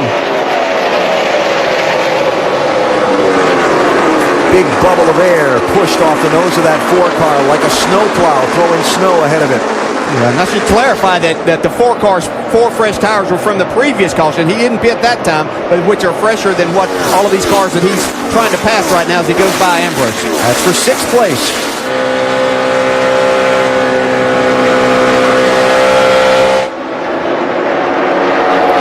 Now Kevin Harvick comes calling. I believe that lap led by Tony Stewart right there just clinched that point for the bonus for leading the most laps, if my addition's correct. Did you carry the one? I think I carried. You got me first. Carry the one. And in a championship where the gap is in single digits and might just be that way all the way down to the final lap of the final race, that 1 bonus point for leading the most laps in this race could be critical. Yeah, and Tony leads all drivers in the chase in bonus points, so doing what he's got to do to try to win this championship. There's Jimmy Johnson. Remember we saw him sliding through the grass off turn 4 a little while ago. Johnson running in 12th right now. Yeah, that slowed down a lot of drivers. They'd take it easy for a while. Jimmy's just trying to come back forward. Speaking of going forward. Yeah, I like the position that Casey Kane's in. Other than Tony Stewart leading this race, I really like what they've done here. I think Tony having that track position is going to really pay off, but those 4 tires might really come back to pay off for Casey Kane. Marcos Ambrose going the wrong direction here. That is 11th place he's just given up to Jimmy Johnson. And the hands have been busy on the steering wheel of that 9 car. Oh, wow. Jimmy says, I know what you're fighting there, brother. I spun off my car off that corner there. Now, it might be me, but when the left hand crosses over the right hand and you're turning left, in theory, when I was driving, that never was a good thing. Unless you got a good follow-through. How about Tony Stewart? Around the outside of Carl Edwards for that lead. Yeah, Tony Stewart has basically wheeled this race car, I think, once it got in the chase to wins and doing as much as he possibly could. There's our pole sitter trying to come back forward. Greg Biffle, he's up to the 7th spot now. You know, interesting. We're talking about a lot of guys trying to come back. The lights are on. Track temperature's cooling off. Dale Earnhardt Jr. haven't called his number much today. No, he got up to like that 12th spot earlier on and kind of rode there for a while. And then he got a set of tires that looked like, man, he was going to wreck it any minute I was watching him. So a nice little comeback. Looks like they've adjusted on this car for him now. They're pedaling right there. Jamie, we haven't talked much about Junior today. What have they been talking about down there? Well, he has been fighting a loose car most of the day, but now it's a little bit tight. And that last caution on 271, they took advantage of it. They actually came down and they pitted to free him up just a bit now that it's cooled off, and that car is coming to life. All right, so Junior running in 12th spot. There's Greg Biffle picking up a spot on Menard. That's 6th place. And ahead, Jeff Gordon on the move in that 24. 3rd place on Matt Kenseth. And Casey Kane going to try and follow him through. Yeah, this is certainly a lot more of what we expected to see from Jeff Gordon in the chase. Matt Kenseth's car really loose right now. Yeah, look at that 4 car go around the bottom. Jeff Gordon says that the tire combination that NASCAR and Goodyear are using here at Texas has frustrated him. He says it challenges every weakness that I have as a driver. How does a tire challenge a driver's weakness? First of all, I didn't know he had any weaknesses. Yeah. But a tire can do that. And I think that has to do with the hardness. He has a hard time getting a feel for what the race car is doing, and then he can tell Allie Gustafson exactly what his race car is doing and what changes he might need to make. And there are times that you just get frustrated as a driver. You feel like that you can't help. 24 car making a nice rally, Doc. You know, Jeff said before that final restart a moment ago, or the previous restart, hey guys, we got a really good race car here. He gave the guys on pit road a smile because they knew he had a good car. But you're right about the tire. The same tire that they had in Chicago when Jeff said we just struggled. We couldn't find anything at all on that mile and a half. Started 23rd, finished 24th, and barely ran in the top 20 all day. Here they were loose early, tight, made a couple of minor adjustments, and now Jeff thinks this car is as good as it's been all day long and showing it on the racetrack. To 3rd place for Jeff. Can he run down those top 2? I think he's going to have to worry about holding off that 4 car for now. Casey Kane.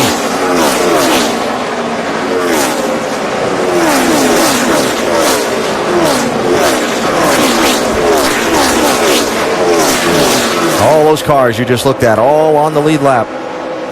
This is Paul Menard, 27. Martin Truex Jr., 56. Jeff Burton, 31. 8th, 9th, and 10th. Truex, that rally story again, right? He was a lap down earlier. Yep, kind of coming to life here as this racetrack has cooled down some. Nice to see Martin be able to put some things together at the end of these races. Jeff Burton certainly needs a good run. Truex Jr. took a wave around under the caution of lap 201 to get back on the lead lap and is making it pay off here. See as low as 31st in the race, but running now in the top 10, though he struggled to get off that corner. Here's Jeff Burton by him. And continuing to roll, Casey Kane in the 4. Well, you can visually watch this 4 car, how much faster he is entering and rolling to the center of the corner. See how much he was able to drive it in there? That's those 4 tires right now. There's really been a big advantage for Casey Kane. Oh, Matt Kenseth. While waving at Jeff Gordon out the window, saying thanks for cutting me a break, hanging on to his race car at 190 miles an hour.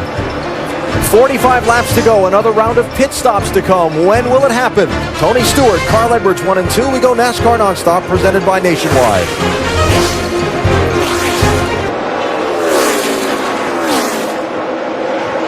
The top 2 in the championship with 3 races to go. Running 1st and 2nd here at Texas Motor Speedway, 60 miles to go. Tony Stewart and Carl Edwards going toe-to-toe on the track and toe-to-toe for the championship.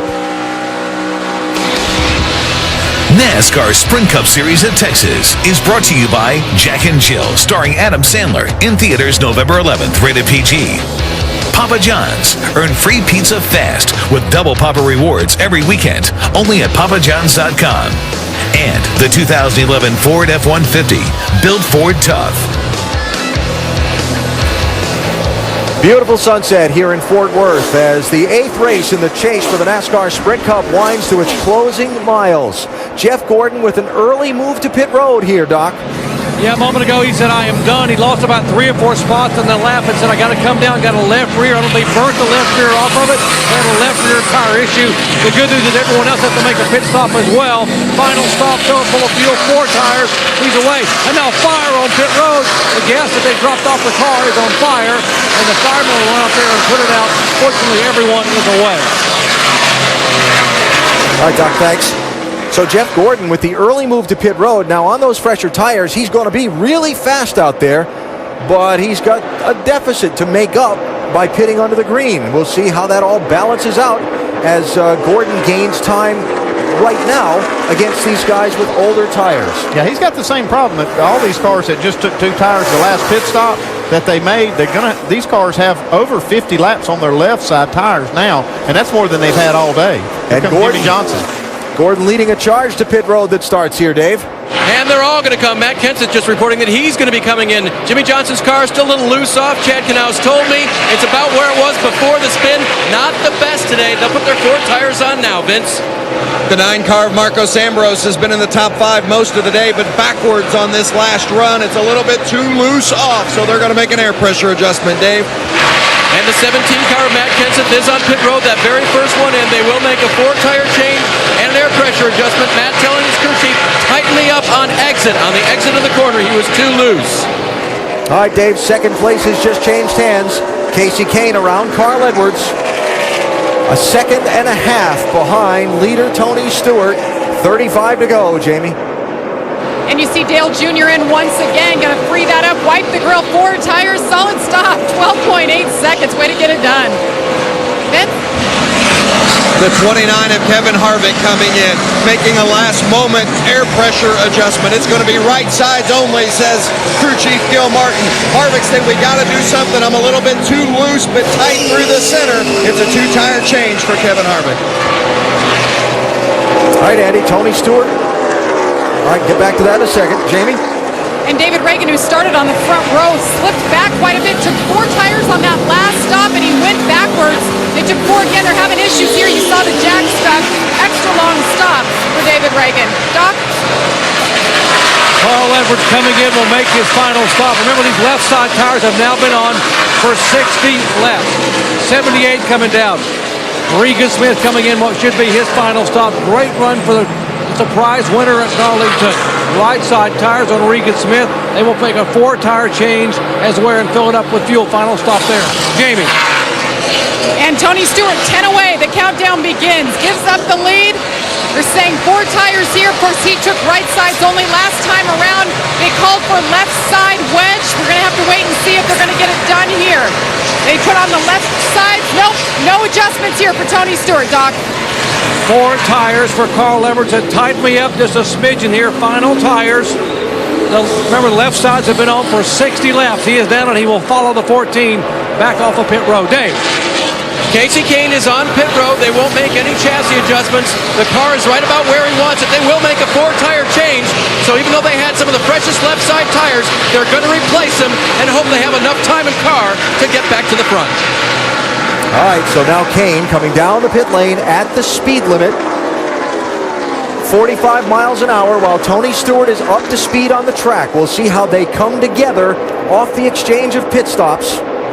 Stewart coming to the start-finish line. Kane just exiting the pit lane and beginning to accelerate.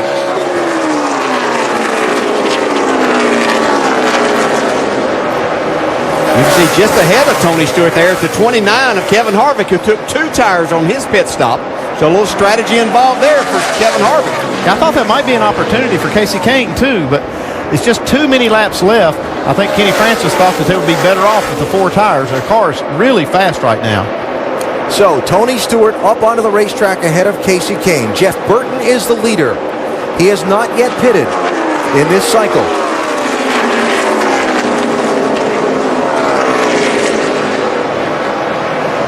There are Edwards and Kane racing for a spot.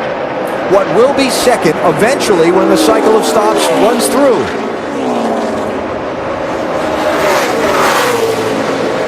Yeah, most of these leaders short pitted by a good margin, so some of the guys that haven't pitted yet can stay out for a while if they choose to.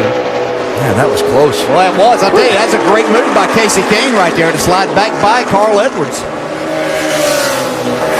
Look at him drive these cars, sliding them around. Trevor Bayne, his final pit stop. Day certainly hasn't gone like the young man wanted. Thought they might have been able to contend for the win after he won yesterday's NASCAR Nationwide Series race. Edwards with a run on Kane. It'll kind of depend on where Kevin Harvick goes here. Casey Kane might be able to use him as a pit. And that is for position, by the way, with Harvick. That's 10th, 11th, 12th. As we're in the middle of a cycle of green flag pit stops. Looked like Carl had his hands full there. I tell you, they're really driving. We talk about them driving the wheels off these things a lot. They are doing it right now. This is some of the fastest laps they've run all day. All right, so let me just set the situation. We've seen about a half a dozen cars not pit yet. Jeff Burton, Ryan Newman, Mark Martin, Brian Vickers, David Ruderman. Add to that half dozen. Brad Keselowski, Denny Hamlin, and Kurt Busch. Those 8 have not pitted yet in this cycle. Then Tony Stewart in 9th place. Followed by Kane, Edwards, Harvick, Kenseth, and Jeff Gordon. Greg Biffle just getting back on the lead lap by passing Jeff Burton a second ago. Biffle on the fresher tires has already made the pit stop. When are we going to see Jeff Burton on the pit lane and these other guys that haven't stopped yet? Could be pretty soon. Jeff Burton slowed down quite a bit. He was 32 seconds last lap, which is quite a bit slower than these other top runners. And at this point, on the older tires, he's just left to hang out there as long as they can and hope to get a caution. Yeah, you played your strategy now, so can't just jump in and change it all of a sudden in mid-cycle, can you? Well, that's the thing. You know, if he pits now, he's going to go way, way back. And if the caution would happen to come out now, you know, he would have the lead, but he would still have to make the pit stop. Ryan Newman was 2 laps down earlier in this race. Took a wave around twice after he had to pit. After a green flag stop again for a vibration. He's come back from 2 laps down. Big week this week for that team. New sponsor, going to be on board that car for a number of races next year, Quicken Loans. Yeah, big help to Stuart Haas Racing there, signing on a new sponsor that hadn't been involved in the sport, so nice for Ryan Newman and for Tony Stewart and that whole organization. And Mark Martin up to 3rd, again, not yet having made the pit stop in this last cycle. When will we see the 5 car on the pit lane? Last stopped at lap 271 for Mark. How about the leader, Dave? Well, you guys already talked about the strategy that they've laid out. This is the only thing they can do. But it's a shame because they've driven this car into the top 10 after taking a wave around earlier and then having to repair it. He hit the front end so hard at one point that they broke the ductwork away from the radiator. It was overheating. They got it partially repaired, and he's been able to drive all the way up to and then stay out and lead this race. But needing another pit stop to make it to the finish. Jeff Burton, the 2-time winner here at Texas Motor Speedway. Jimmy Johnson trying to get back on the lead lap by passing that 31 car. Johnson in 18th spot right now.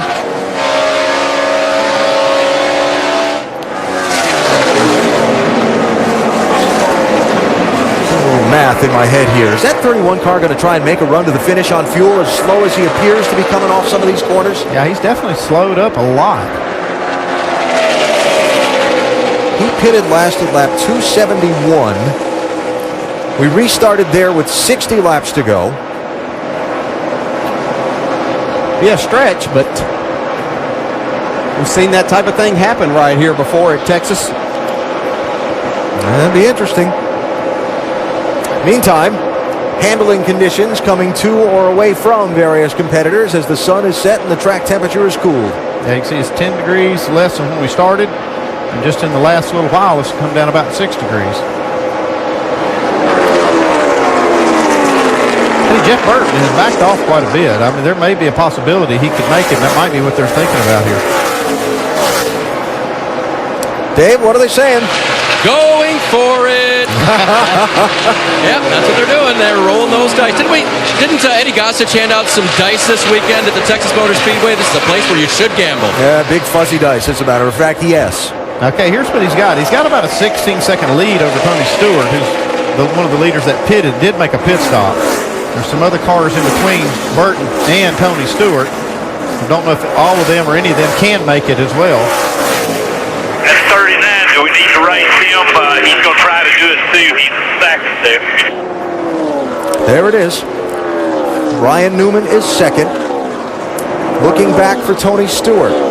It is 15 seconds from Jeff Burton to Tony Stewart. Tony, the first of those who had been leading the race and just made the round of pit stops. Yeah, Tony's only beating him about 6 or 7 tenths a lap right now, which obviously wouldn't translate into enough time to catch Jeff Burton. Now, if Burton makes it, he'll be able to beat Tony Stewart. These cars have stayed out, like Burton and Ryan Newman, Mark Martin, they slipped in under that last caution and got fuel. And that's how they had an extra 10 laps and they were able to even think about making this work. Right, at 271 when they stopped. There's Carl Edwards. Edwards running one spot behind Tony Stewart on the racetrack. Casey Kane right behind Edwards. Kane in 11th at the moment. Well, it's going to be interesting to see if Burton can stay in front of Newman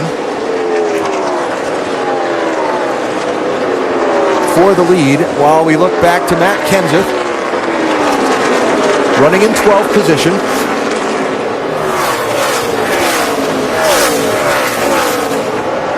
All these cars having stopped under the green a little bit ago. Greg Biffle next in line, showing 13th.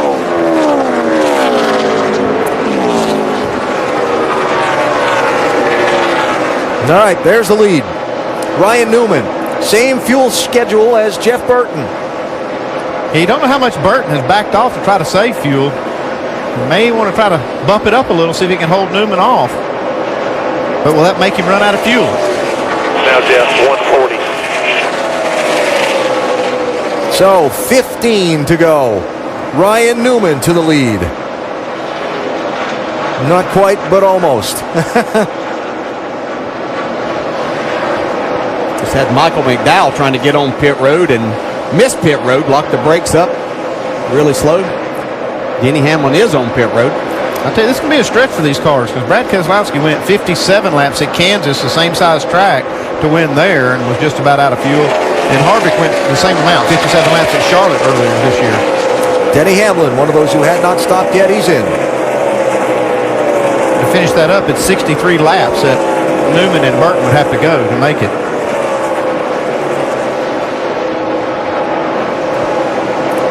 That moves Tony Stewart up to 7th. Stewart 11 seconds behind now. This for the lead between Newman and Burton.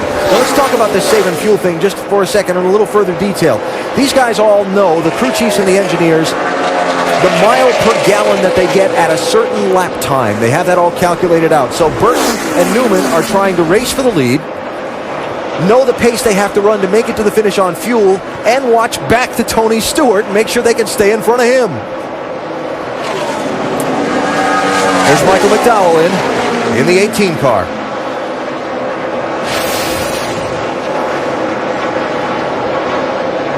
And there was that missed entry to pit road. Missed the commitment cone. So McDowell back underway and running 3 laps down in 32nd spot in his sub for Kyle Busch today. So all those things at play here in this whole scenario of how this is going to finish, Andy. Well, the problem you got right here is these two guys are racing each other pretty hard, and they're going to run each other out of fuel if they keep running that hard. It'd be nice if you had a little bit of lead to play with where you could back off. Brian Vickers, one of the guys who had not stopped yet, in.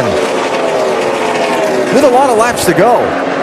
Yeah, what I've seen from Ryan Newman here is once he got past Jeff Burton, he's back down a little bit on his lap time. Not a whole lot, but I think he just got by enough and is able to slow down. But his owner, Tony Stewart's coming pretty hard. Tony's gotten by Brad Keselowski and moved up to the 4th spot now. Still over 9 seconds back of the leader, Ryan Newman. All clear. Clear to pit road. Newman's going to pit here. Okay, now Jeff Burton can slow up a little bit. If he'd have known that, he could have slowed up a long time ago if he knew that Newman was going to make a pit stop. And Newman's not going to be the only one to pit. 10 laps to go. Newman comes in, followed by Mark Martin. And let's cover the leader stop, Doc. Yeah, after losing a couple laps for an unscheduled pit stop for a loose wheel, Newman stayed out and milked it as much as they could. They had to pit this lap or they would run out of gas. It was going to be gas only. They decided to go ahead and put right side tires on him while he's here, down and away. So that leaves Jeff Burton as the only guy to not pit. Dave? With Luke Lambert down here, Luke and the engineers have been going back and forth. Luke, how close is it going to be? It's going to be really close. We just hope we save the number over the course of this run to make it work. And you fixed your race car, too. Yeah. We had a long day. We've had to fight a lot, but Caterpillar Chevrolet team's worked hard. They've worked hard to be a great time to see Jeff Burton get his 3rd win at this Texas Motor Speedway, Alan. He's got about 7 seconds to play with right here. He could slow up quite a bit. He hasn't slowed up as much as I would like to see him if I was Luke. 8 laps to go. That was the gap. Burton to Stewart. 6.4 seconds. He's back now to losing only about a half a second. He had a few laps there to where he was losing 9/10 to a full second. Let Tony close way down, but Tony's got a lot of lap traffic to deal with, so his lap times aren't quite as good now. 6-second lead, 8 laps to go. He can give up a lot more than he is giving up. That's what I say. I'd want to give it all up if I could, just to make sure I could make it.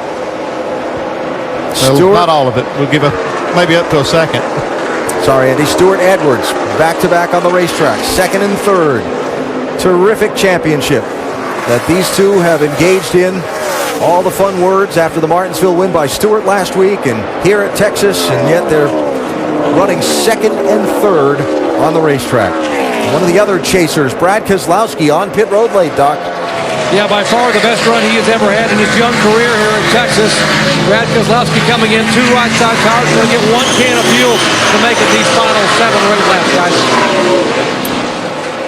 That'll be pretty costly there. Yeah, I think this is pretty slim chance this 31's going to make it to the end. They're taking a big gamble, but hey, they don't have anything to lose.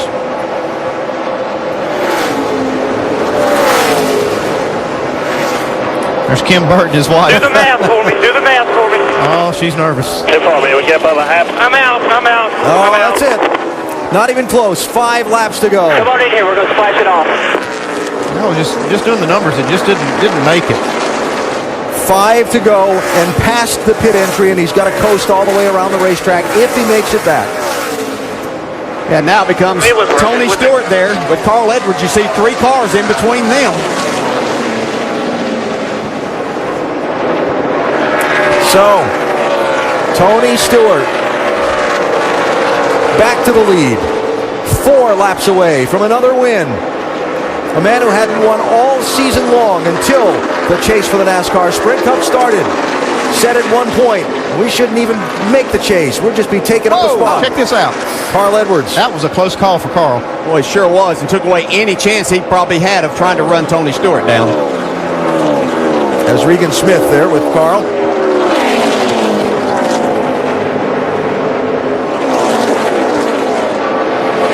Stewart dominating this race. He has spent 170 of 331 laps out in front. There was a race earlier this season where Tony dominated and lost. It was at Las Vegas, the 3rd race of the season. Strategy late. Stewart went from dominating to somehow losing out to Carl Edwards. The only race all season Edwards has won. I'll tell you what, when this chase started, he made his mind up he was going to win it. And I don't think anybody can stop him right now. Yeah, I'm pretty sure I'm not the only one that didn't see him winning 4 of the first 8 races in the chase, right? I didn't see that. Okay, I'm just checking. I didn't think a lot of people saw that, but boy, how dominating has this been? going to be twice. He's been back-to-back victories in the chase if he can hold on here for a couple of laps.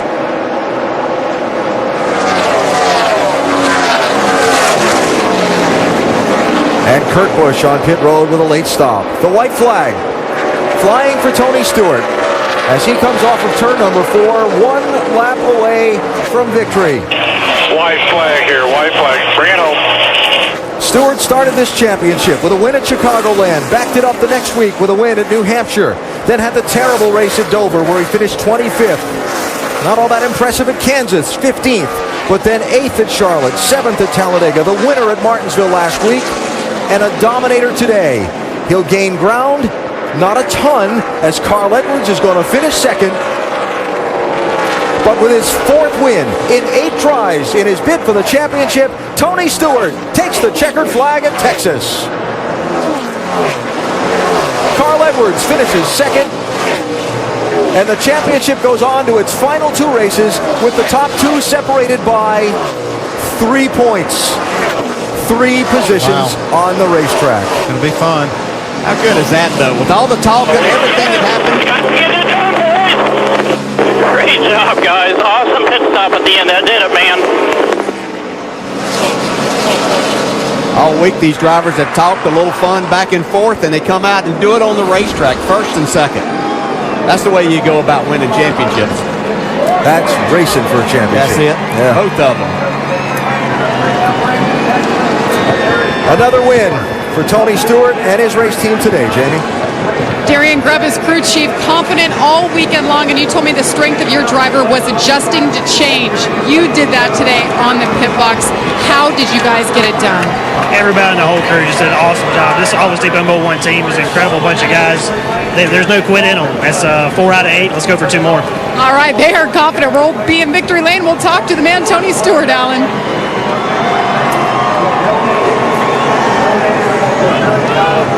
All I can think is, wow.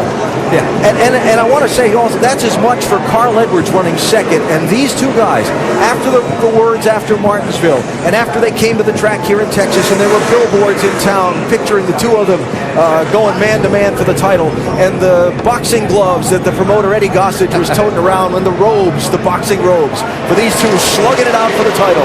That's one thing to put it out there and throw the smack down. Tony Stewart backed it up. Yeah. Now, I know the checkered flag just fell, guys, but let's not forget the big unknown of Phoenix Raceway next week with the reconfigured track and new pavement there. Anything could happen. And I think race fans know that because they've sold out the grandstands at Phoenix. Glad we got good seats. And they have some hillside seating there on the desert available. It's going to be a great race. Another smoke show at Texas. Tony Stewart, his 4th win of 2011, tied for the most this season. He didn't even get his first until the championship chase began. We go NASCAR nonstop, presented by Nationwide.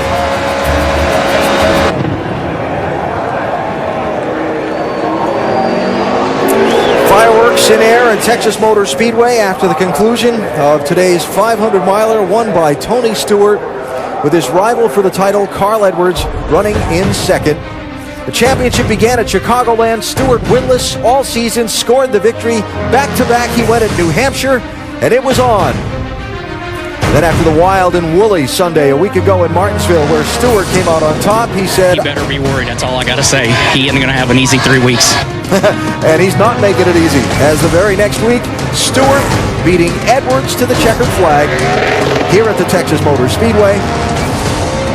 And our Goodyear winning moment as Tony came down the pit lane. Tony said, that's the way it's supposed to be. And Carl said, it's going to be fun. Well, off to Napa Victory Circle, where Tony Stewart has rolled in for a 4th time in 8 weeks. Tony getting some water. Hands are shaking, trembling. What a race it was. 4 wins. Unbelievable. This is the 2nd time this car has been to victory lane in this chase. Everybody is holding their breath, Tony, waiting to celebrate with you for the 4th time. And note, it is Russ Wallace. Lost his life this week, and he is a true champion. It's on the door, racing for him as well. Here he comes. getting unhooked. Dominated the race today. Got all the bonus points he could. Brought this championship within 3 points. Tony Stewart is your winner.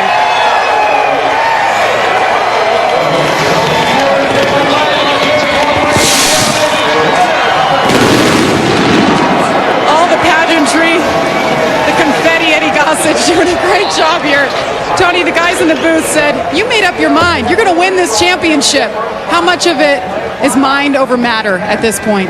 I told you guys that last week. Nobody listens to me when I talk anymore. Oh, we listen. So, no, I mean, we're set on it, man. I mean, this is just the way it's going to be. So, I got, this is for the Wallace family and Mr. Hendrick and his wife. After last week, they had a long week, and I had a buddy that passed away when we were in Charlotte, Jim Duffer, a real close friend of mine, and I forgot him last week, and I didn't want to forget about him this week. But, man, just do not count us out of this thing. I can tell you that. We did everything we could do today. So just got to thank Office Depot and Mobile One and Coca-Cola and Chevy and Mac Tools and Burger King, Tornadoes, U.S. Army, House Automation. I normally don't even make it that far in the list, so I did pretty good tonight. Tony, take us inside that race car. All the calls, when to come, when to take two, when to make adjustments. You guys stuck with it. You guys were a true team, you and Darian Grubb today. How good of a job did he do? Darian did an awesome job. I mean, it's hard to know what to do from the car, and he's made the right calls the whole chase, and it was like we told DJ on that restart, if I could get the restart on him and get ahead of him, I thought we could stay there. So that was the difference, and the guys had an awesome pit stop at the end. I mean, if they wouldn't have had that pit stop, we wouldn't be here. Tony, nobody has ever gone winless in the regular season and come out and won the championship. You were on your way.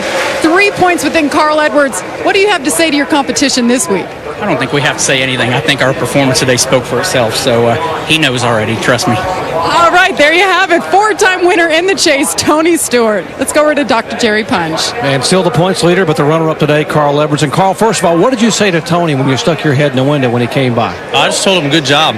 He did a great job today. Those guys stepped it up. And I'm proud of my guys for hanging on and for still having the points lead. At the end of the day, we're going to the final two races. And although we'd have loved to have won today in our Aflac Fusion, to be 3 points ahead and then to have the third and fourth place guys farther behind, it looks like it's truly going to come down to Tony and I, and that's going to be a lot of fun. Where'd you guys come up a little bit short today? I know you battled some right front tire issues, but late in the race looked like you had a car that was going to be able to stay in front of the 14. Well, I think Tony said it there, that last restart. I think if I could have stayed in front of him, I'd have been able to get him. The restart before that, he spun his tires, and I felt really good about that one, and he timed it just right on that last restart, hung on my door. But, I give those guys credit. They've done a good job. But now we get to kind of pull out all the stops here. Our Aflac team, we've been hanging on. We're leading these points. We get to pull out all the stops for these last two races, and there couldn't be a better place to finish it than Homestead. So I think folks ought to stay tuned. It's going to get pretty exciting, and I'm just glad Tony and I are out there and we can race for this thing. All right, Carl Edwards. And by the way, as he came down pit road, he told his crew on the radios, guys, keep your heads up. Remember, we are still the points leaders, and we got 2 to go. Alan? Well, let's look at those standings. With 2 races remaining in the chase for the NASCAR Sprint Cup, Stewart and Edwards, virtual tie at the top of the stack, and as was mentioned by Carl, they gained a little ground on Kevin Harvick, Matt Kenseth, and Brad Keselowski today, distancing themselves from the pack, mathematically eliminated Hamlin, Busch, and Newman.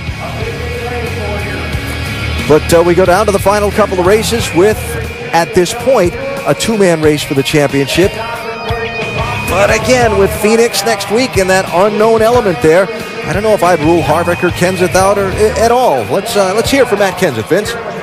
Well, Matt did move up one spot to number 4, and Alan just posed the question with the unknown of Phoenix next week. You never really know what could happen, but how do you view your position 38 points out in 4th with 2 to go? Not very good, but better than the guys behind me. So, it's, for all intents and purposes, unless the 14 and 99 have a disaster, Phoenix is kind of a 2-man race. But I'm proud of my guys. They did a really great job. We made a lot of adjustments, had great pit stops. I thought Jimmy had a wonderful strategy to get us where we got. We were just off all day compared to how we normally run here, and just could never hit it, honestly, from the first lap to the last lap. We just could never get it the way we needed it to be. So them guys fought hard all day. They gave me everything they had. I gave them everything we had and came home with the top 5. So overall, it was a good day. Indeed. 4th place today for Matt Kenseth. Dave? The guy who finished right in front of him, Casey Kane, the best non-chase finisher, 4 out of the last 6 races. And I heard you say, coming in safe for a little side bite, this might have been yours today. Yeah, we were really close. Had a battle really hard with Tony and Carl, and you know they're trying to get every point they can. And I wanted to win really bad today. I thought our Red Bull Toyota was right there. Just Tony was a little better at the end, and even throughout most of the race. It was a great race for us. Guys did a great job, and if I had a little more side bite, I think we would have had a shot. And this team, even with all this uncertainty, Casey, is hanging in there and really doing a great job for you guys. Yeah, the team, they've been doing it throughout the entire chase. I wish we were in the chase because it's probably been our best time in the whole season. So it's been a lot of fun working with these guys. I'd love to win a race. It's one of our tracks that I thought we could have done it at, and we got 2 more to keep trying, and if not, we'll just keep trying to run these top 5s. Another top 5 here at Texas, almost his 2nd win. Doc? And pole sitter Greg Biffle frustrated with a top 5. And Greg, why? Well, I screwed up there at the end. I slid through the pit box on the green flag stop at the end just by about 4 inches. Had to move it back. It probably cost me a spot or 2 at the end here. But, we're excited with a top 5 run. That's what we needed to do. We wanted to win, but we were so far off. We just started too far off and worked at it. We got it right at the end, but a little too much, a little too late. So it was a good day for us. We learned something, I think, and that'll help us build for next year. Had his hands full early on, but still brought it home with a 5th place finish. Alan? All right, Doc, thanks. And so we look ahead now to the final 2 weeks of the NASCAR Sprint Cup Series season, and it's on to Phoenix next Sunday afternoon. Newly paved track. They reconfigured some of the corners, particularly that dog leg on the back straightaway, and a lot of drivers think it's going to be a hairy day. Yeah, they've not only done that, they've also, the new pavement, but they've taken a machine out there to try to rubber in the racetrack, and they've put a lot of rubber down to enhance the racing and widen the groove out. We're going to see how that works, but it's still, like you said, a totally unknown racetrack. Yeah, just in talking to these drivers, as you were pointing out, Alan, they've made such a sharp turn on the dog leg on the back straightaway, and you kind of go, it's almost like a roller coaster. Down, your car bottoms out, back uphill, so it's going to be interesting to watch, and these drivers are going to have to be aggressive, but they're also going to have to be patient as they try to work rubber into the racetrack. Got a lot of great things going on. This chase for the NASCAR Sprint Cup here on ESPN, and a great run of Monday Night Football games coming up as well. Lights will be on for Bears-Eagles on ESPN's Monday Night Football. That is tomorrow night. It is Jay Cutler and the Bears trying to take an Eagles team looking for its 3rd straight win. Coverage begins at 7 Eastern with Monday Night Countdown served by Applebee's. You can also see the game on Watch ESPN. And talk about Super Bowl champions coming up on Monday Night Football. How about Vikings and the Super Bowl champion Packers? Followed a week later by Tom Brady and the 3-time Super Bowl champion New England Patriots. And then the Giants and the Saints. Some good games. That's some quarterbacks there, isn't it? All of those games. Good run coming up on Monday Night Football involving a lot of Super Bowl champions. Well, it was mid to late August in Michigan when the race was over, and Tony Stewart had a finish on the backside of the top 10 and got out of his car and told Dr. Jerry Punch this. I'll be perfectly honest. At this point of the deal, if we're going to run this bad, it really doesn't matter whether we make the chase or not, because we're going to be occupying a spot in the chase that somebody else that actually can run for a championship is going to be trying to take, because our stuff's so bad right now that we're just we're wasting one of those top 12 spots right now.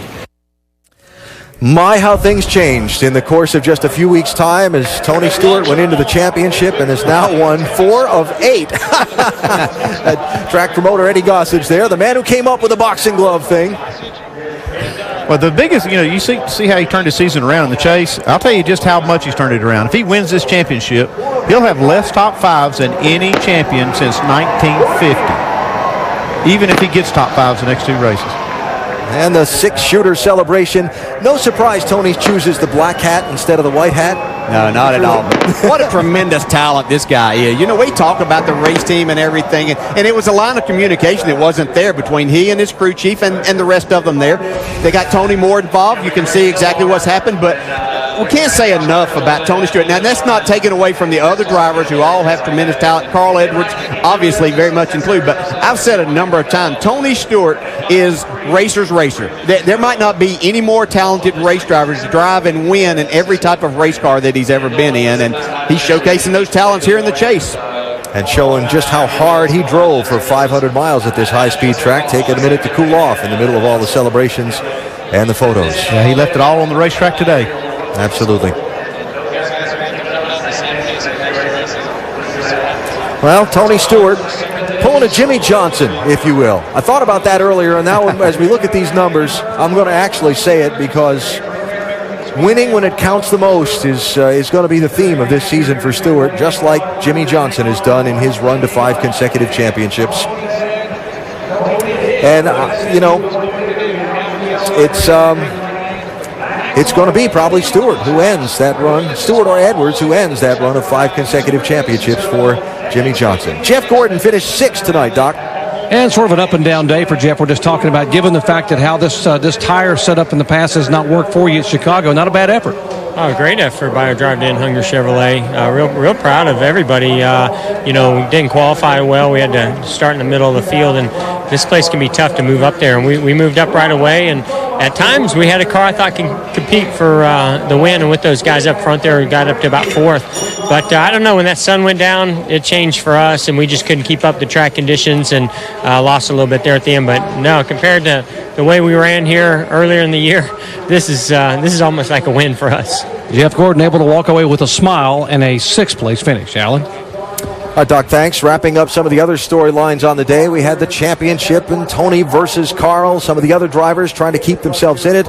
We had 500 fast miles at Texas, and we had the story of Michael McDowell subbing for Kyle Busch in the Joe Gibbs Racing 18 car.